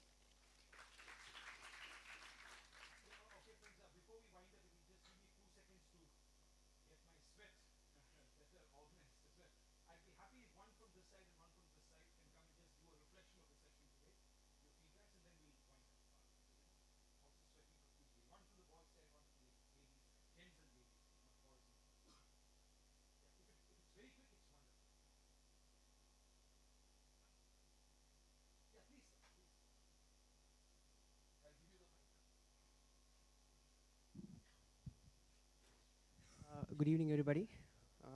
So my name is Srinivas, and as I think I've heard you speak over 8 times before. But every time you speak, what I've noticed, but I took some time to notice, was that even though you touch upon a lot of issues, it all boils down to fundamental, basic things about how to leave your ego and stuff. I still remember when you came to a school when I was in 6th standard. It was in Bhavans Vidya Mandir, Girinagar. I think it was you who introduced the concept of PDRE that time. And that time I still remember, people were hesitant to come into the field of doing these kind of stuff, because even when few of us were trying to contribute to that, people were teasing at us, but things happen like that. But most of us did contribute, though we did it secretly. But now I see that more and more people are coming forward into this, into helping others. So I feel that the works of people like you are being more and more appreciated. And just like me, I hope everybody gets a message like how to lead the life, and keep this in mind, whatever you do. Thank you.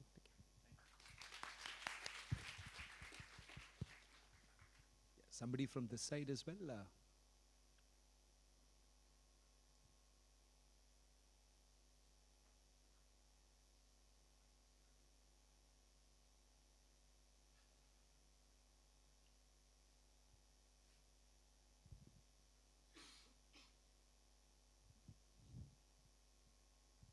Good evening, one and all. This is the third time I'm listening to your speech. Actually, frankly speaking, the whole essence comes when I listen to the last part of the total speech. I don't know how I feel. It's not only my personal experience. Is that most of the time we go back to hostel, share the same thought. So I last time I regretted because I thought of telling you the same thing, but I was not that much confident to come in front and tell you. But day before yesterday, I read a blog written by somebody about a speech that you gave in one of the top B school. It was chase the purpose, not the success. So that's what ultimately means, I feel. Thank you.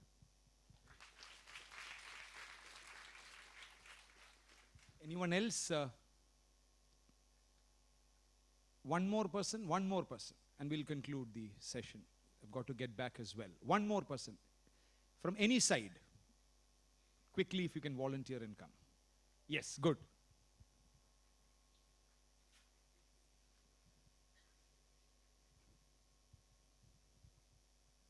Good evening, everyone. Like every time we come for the session, okay, you speak about interviews, and as Janisha said, the essence comes at the last part. Like the one thing that I appreciate about your talk is that whatever you speak, it comes from your experiences. You talk about shedding our ego. Like every now and then, when we listen to an inspirational talk, we go to hostel and we ponder about it. And one day or 1 week, we feel that okay, we must shed our ego, and we think that way. But then, as time progresses, we tend to forget, and we come back to our own pace with the same ego. So, what is that which keeps you motivated? And yeah, I just want to ask you that question. What is that keeps you motivated every day?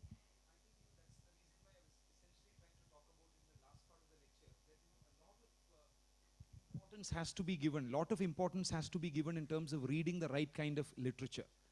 It's when you read the right kind of literature, the experience of the real people who've done all this, that is when it sort of sinks into your consciousness. One. Number two, in fact, there is a very beautiful line that was said by a Nobel Prize winner in peace. He came out of the concentration camps in Nazi Germany in 1945, got the Nobel Prize. He's from Austria. He said, the only way in which you can experience your limitless potential is by experiencing a deed, which means experiencing an action. So I would be extremely happy if, after this you decide, maybe once I'll go to the cancer ward, I'll go to a psychiatric ward, I will go to the burns ward, I will go to an orphanage, spend 20 minutes there, and when you do that, you know what happens? The word then becomes the experience. So I think you have to give that second component equal weightage for the change to take place. Thank you. Thank you. I would like to conclude by saying that whenever you talk to us, you give us a lesson not only on our career but also for our life. Thank you so much, sir.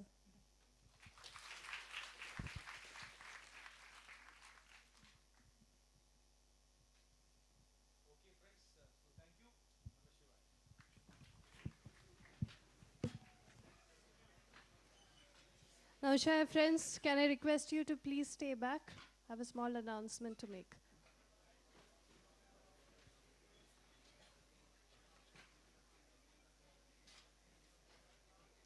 Yeah. Tomorrow from 2 to 4, we have an invited speaker from TCS, Tata Consultancy Services. He's going to talk to us about trends in IT. So all the branches, irrespective of whether you're CS or IT, you're invited for the talk. So it's tomorrow from 2 to 4, same hall. Okay? So all of you are invited. So we'll see you tomorrow at 2. No, I'll see you before that at 10, right, for the class? Yeah. Okay, see you. Bye-bye. Oh, great.